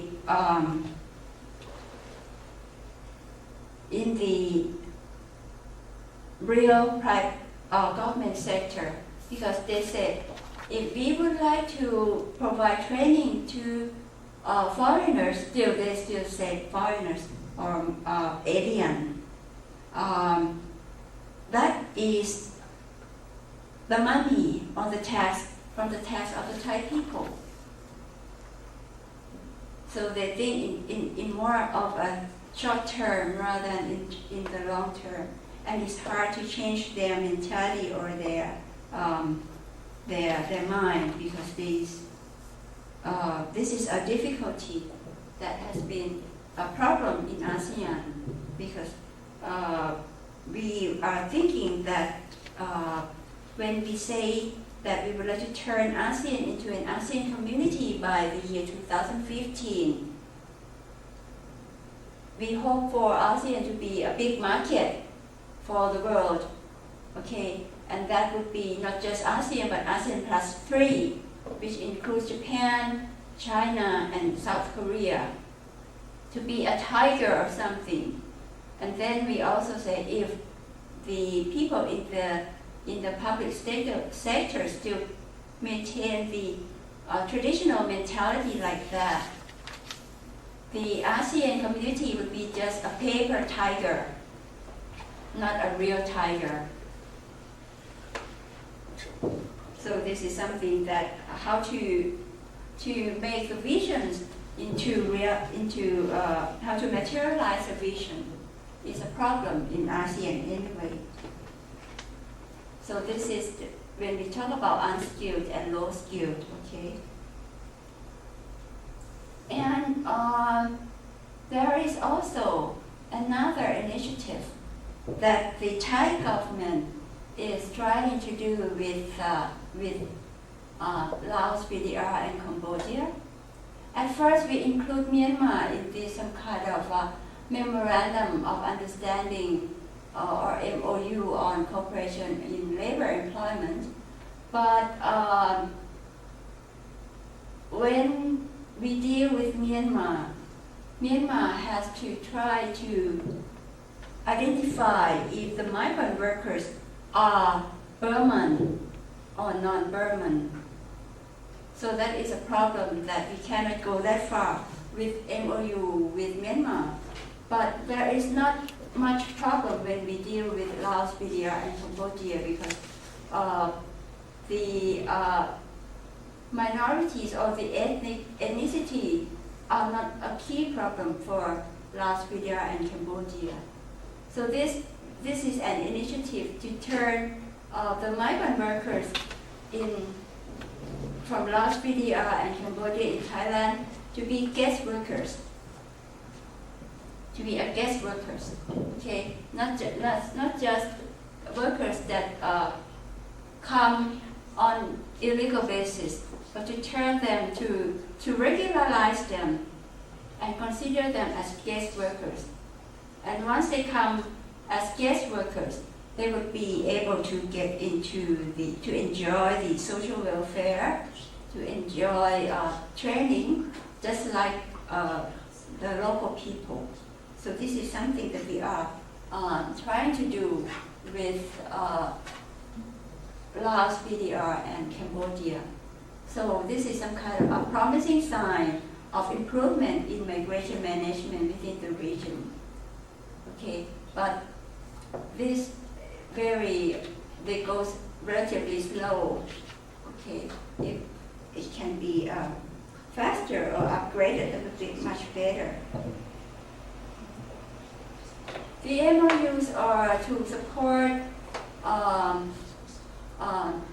to strengthen economic cooperation with these three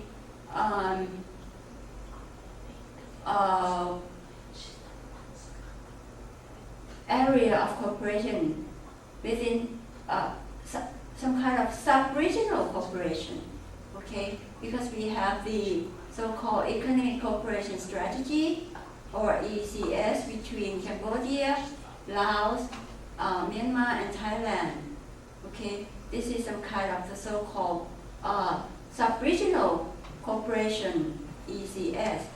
And then we have the development triangle between Cambodia, Vietnam, and Laos, and Cambodia, Laos, and Thailand.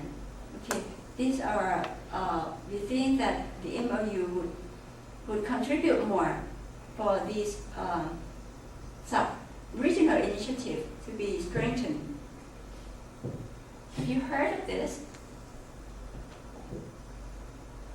Have you heard of this kind of sub-regional initiative? What they are doing? Because you see that the Cambodia, Vietnam, and Laos really they are relatively close in terms of their history, because they are from socialist, socialist based, and then they communicate a lot among one another. They seem to speak relatively the same language. Not in real terms of the language, but they understand one another when they speak. The tonation or whatever, they seem to understand one another. Okay, because the Vietnamese has been in Cambodia and Laos for half a century already. They went to Laos and Cambodia for quite a long time already, and many the government officials of these countries, they always go to be trained in the same socialist countries, like to China, to Russia, to others. So when they don't speak their native language, they speak the same foreign language, so they understand one another. Okay, and Thailand, we think that we are the big brother in those region. Okay, and we speak relatively some Northeast dialect are quite similar to the Laotian dialect. So they are some kind of to get close communication. The development triangle. Have you heard of the GMS, Greater Macro Sub-region? That includes Yunnan also. Okay, so Macro Sub-region is Cambodia, Laos, Myanmar, Thailand, and Yunnan. Okay, this is part of it. Japan has played an active role in the GMS of the Greater Mekong Sub-region, okay, through the ADB, okay, and other funding agencies. So this is a key area that Japan has played an active role in, let's say, in Asia, comparing to others.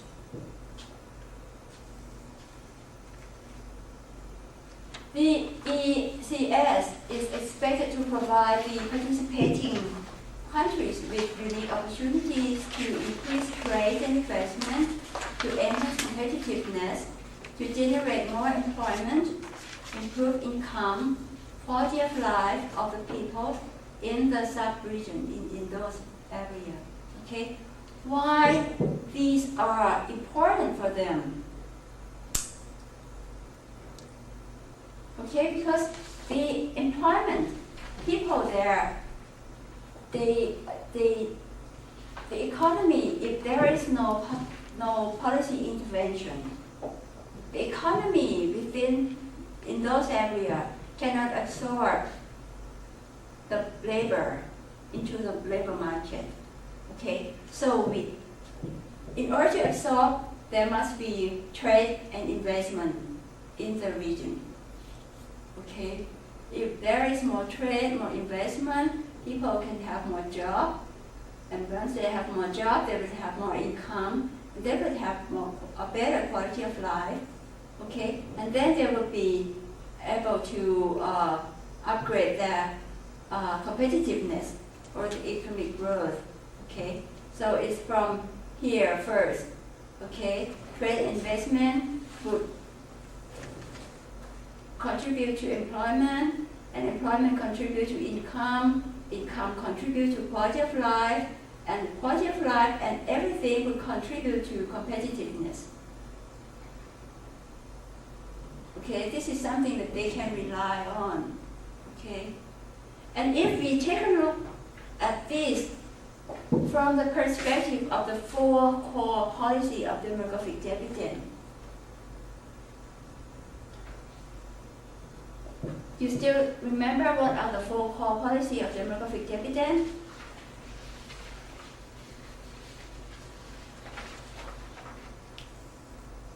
Labor policy, right? Okay, labor policy here. Okay, employment. What else?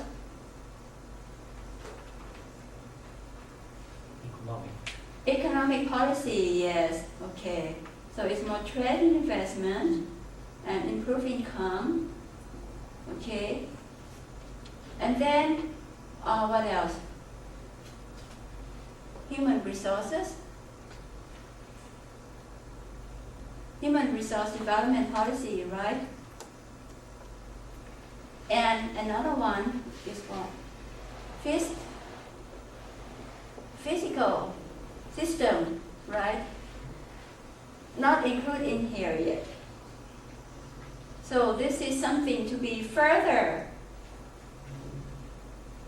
improved to add two more policy as the core. So this is only half of the core policy. So this, you will see that this is not the end yet. Okay.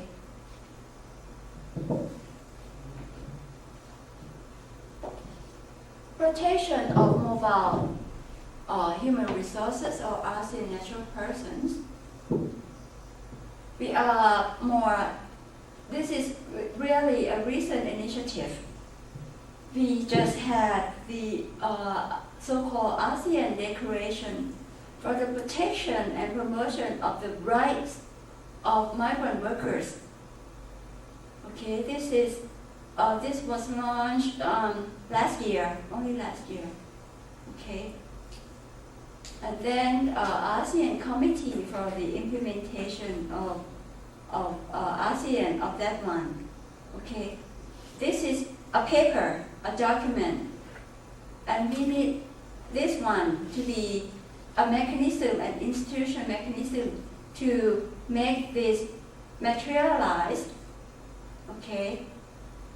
The aim is to create, and this would be the committee would be an important intergovernmental body.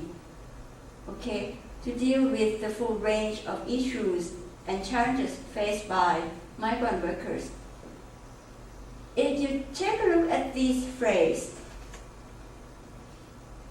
creating an important intergovernmental body to deal with the full range of issues and challenges faced by migrant workers.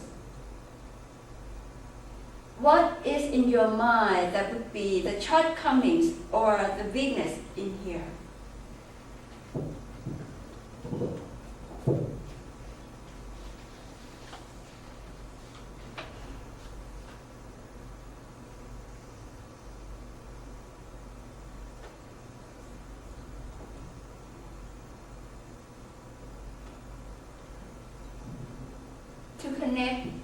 To connect the public sphere and the intimate spheres together.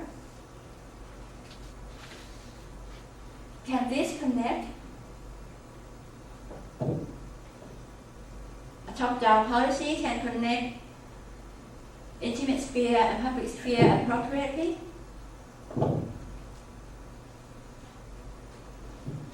So what is the big point?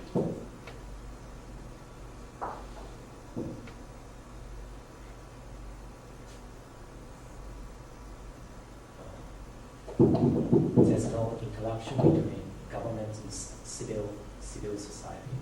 Exactly. That should be, it means that the stakeholders are not included in here. So there should be some kind of civil society from here. Not only the migrant workers, but also other parts of the civil society should be in here. Okay. So it's not just intergovernmental bodies, but to include others relevant stakeholders within this body. Okay? But we can come up with just this one first because of the nature of ASEAN, the Association of Southeast Asian Nations itself, that is an organization of cooperation between governments. Is the organization in the public sphere that has to deal with the problems of the intimate sphere. Okay, but we haven't been doing it appropriately because we are limit ourselves from the mentality of those in the public sphere only. Okay, if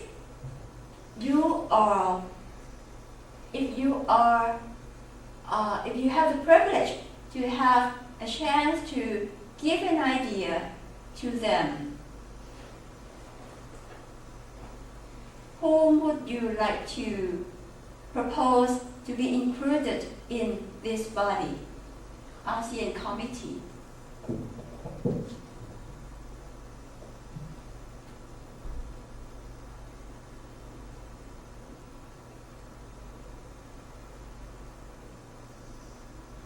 You said civil society. What do you mean? What do you mean by civil society?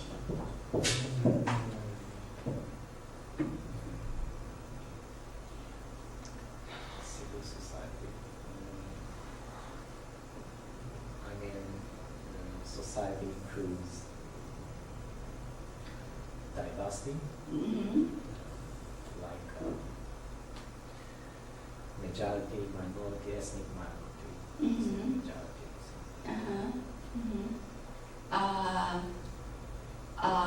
He said civil societies includes the majority, the minorities, ethnic people, like that. Any others would like to share an idea or to propose an idea who would be to be added in this ASEAN committee?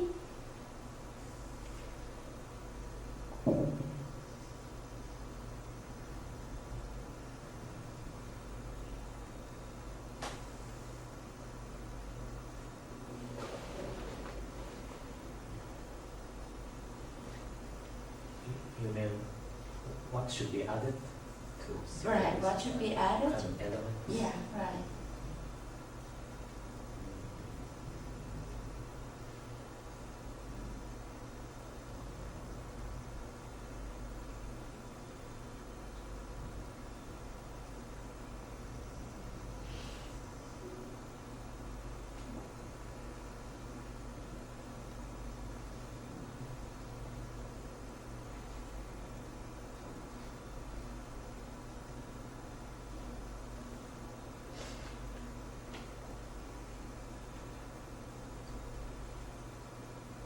Are you thinking of the employers, the role of employers?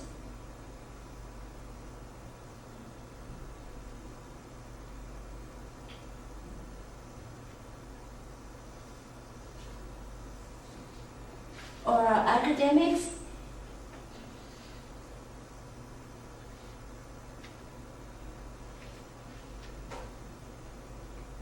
Who think the employers should be added in? No one. Why? Why don't you think employers should be added in?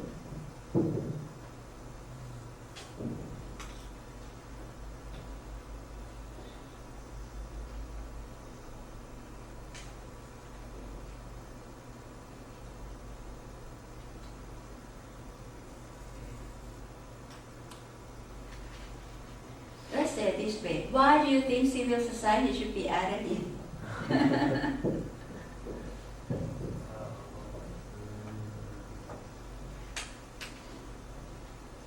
The reason why should Uh-huh. be. Why, or what is the reason behind your idea? Because there must be some kind of interaction between civil sphere, Yeah. internet sphere, and the public sphere. Uh-huh. This is only about the public sphere, Yes. the government or blah blah blah. Yes. So Uh-huh. there must be a kind of people's opinion. Like there's a public sphere here, Mhm. the internet sphere Mhm. here, and the people usually living in the society internet sphere, Mhm. they must have kind of opinion. Mhm. But if there isn't civil society to be added, Uh-huh. then there will be no interaction between these two elements. Yeah. And the civil society, you mean the local people or do you include migrant workers in the civil society? Minorities. Minorities. Yes.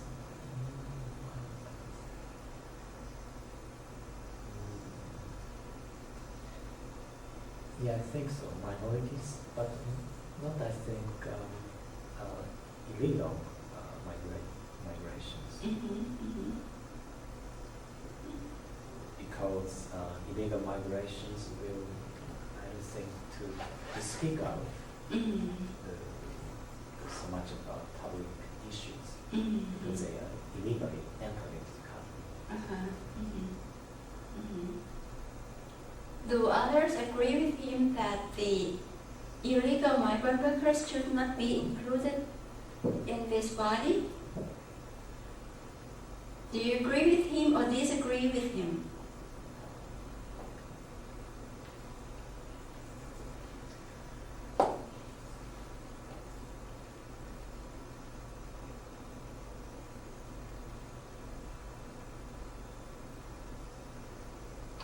Would you like to speak in Japanese?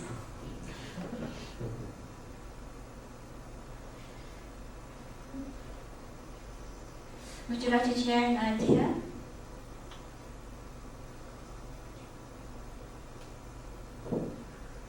Anyway, okay, let's move to the next slide. Okay, there is also has established a task force on ASEAN migrant workers as well. In 2006, these are the civil society, trade unions, community groups, migrant workers associations, because they have associations of migrant workers as well. Okay, so they are this is the really an advanced idea that they are in there. Okay, community groups. So they are the real key stakeholders. Okay, but then we have the public sphere also. So some kind of this body and the other body, how they communicate, that is another problem. So because that one, this one is some kind of a body in the public sphere to maintain itself as a body in the public sphere. And this one is a body in the intimate sphere. The problem is that we still don't see the connection between this body and that one. This one's supposed to work and think and propose to this body. Oh, what I said. To this body. Okay. But it's not very clear yet. Okay. So this is something that, despite they have some kind of promising signs of improvement in migration management, there are still something to work out to make it more effective. Okay, and this one is to study and offer recommendations for practical steps to implement the declaration. Okay, drafting an ASEAN instrument for framework instrument for this one. Okay, this can be another version which is different from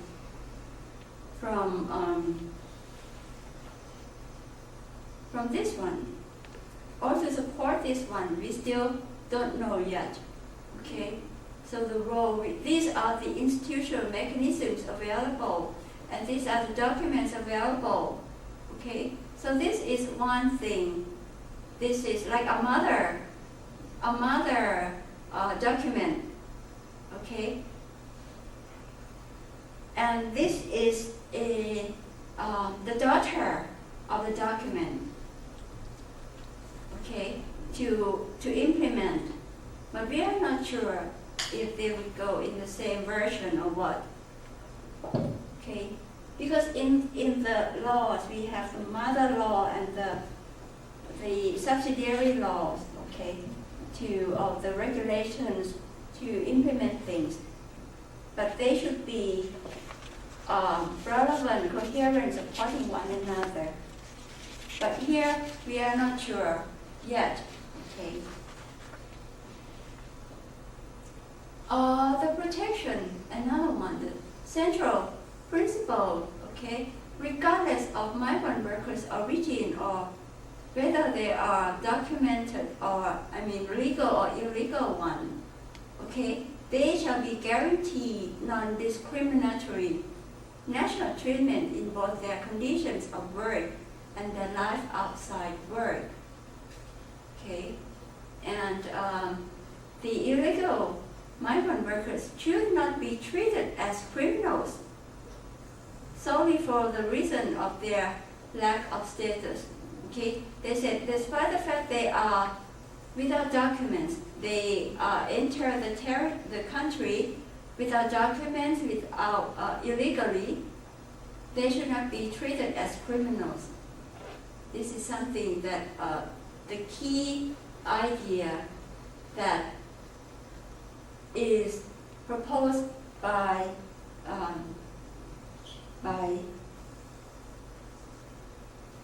this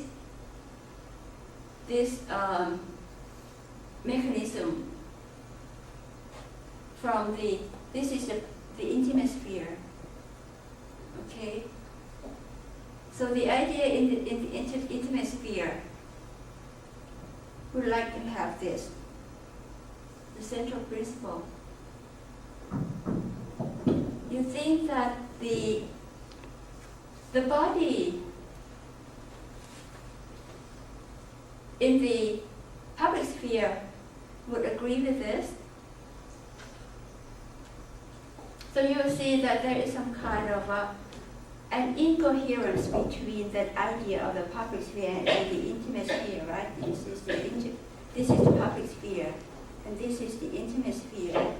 The intimate sphere, the task force by the civil society, trade unions, migrant workers association, they would like this, that they shouldn't be treated as criminal. Don't put them into jail. Okay? And they should be treated as, they should get national treatment at work. The people in the public sphere would think, oh, if we do this, this would be an incentive for them to come more and more illegal basis. Okay? So, but the intimate sphere here said, we just don't care. If they come, they should be treated as a normal people. So you will see that this is, despite the fact that there are improvement, there will be some kind of, you can expect a crash. Because the idea is not very really supporting one another. Okay?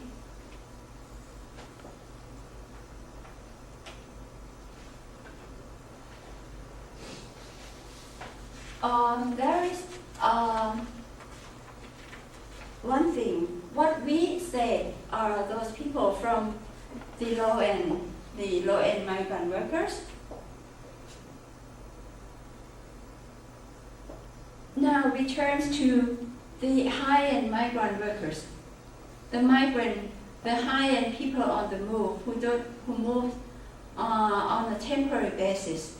Okay, the professionals and the skilled. Okay, here the framework agreement on services. Okay, they promote some kind of expatriates. The corporate transferees, like Japanese multinational enterprise, like you said, to do business in Thailand. Japanese executives can go to Thailand and perform their work without some kind of obstacles. They can move freely, or don't have to ask for work permit or anything. This is something that they would like to encourage them to do. Okay, because they thought that they are the human capital. Okay, but there is another one here, the Initiative for ASEAN Integration. This is limited to the newly ASEAN member countries, the Cambodia, Laos, Myanmar, and Vietnam, to help them to upgrade in terms of economic development and human resources. Okay, and this is to promote best practice in managing migration and rotation, to have reduced the poverty and development gap in ASEAN. So far, everything aims to this one. Okay. Now, the last pillar of the policy for migration is to still they have to be controlled. Okay, they have to be controlled. Irregular labor migration or illegal labor migration, because they should be controlled because they have undermined the regular scheme, okay, as well as the security of states and human beings. Okay, because if we don't control, there will be more coming in this part. I mean, in this illegal part of migration, more and more would come, because they would hesitate to. Because if they would like to be a guest worker, they have to pay the fees. They have to pay the insurance. Okay, like to buy social security, things like that. The employers have to contribute a certain percentage of support. The workers themselves have to provide a percentage of support. But they hesitate to do so, so they go underground, so that they avoid paying those kind of fees or security, social security. So they would like to just earn. And we think that that is not appropriate, and that is not a win-win situation. So they have to be controlled. Okay, this is to capitalize on the demographic dividend, and also the trafficking, transnational trafficking, to be highlighted also, because they are some kind of connection. The research has found connection between trafficking and illegal migration. Okay. And the control pillar of the policy the critical elements include some key elements: cooperation on legislative harmonization, the border control, especially to combat trafficking and apprehension of traffickers, the procedures that safeguard the return and reintegration of trafficked persons, the establishment of monitoring mechanism, including joint commission. This is the key for the return and reintegration of trafficked persons. This is the key, because once they are considered as trafficked people, the existing laws now consider them as a criminal. Okay? Even when they return back home, they still have, like in their forehead, we are criminal people, something like that. It's like we are, they would feel hesitated to return back home, because when these people would like to go somewhere, they would try to tell other people that they would go to have a better life, and even they become worsen off in their real life, they still make a fiction or a fake story to the people back home that they are successful. So they hesitate to return home to tell that what we told you were wrong. Okay, so they feel hesitated to return home and to be integrated. And once they know that they are trafficked, most of the people who were trafficked, like the female migrant workers, they are trafficked to sexual or entertainment business, which the people back home think that is some kind of humiliating kind of job. So they feel embarrassed once they return home. So they just keep on and on going somewhere else rather than to return home. So this is something that we have to make sure that shouldn't be a case, okay? And if we don't treat them as criminal, they should be feeling better in order to return home, okay? And once they return home, the people back there would know what is going on, and that would be some kind of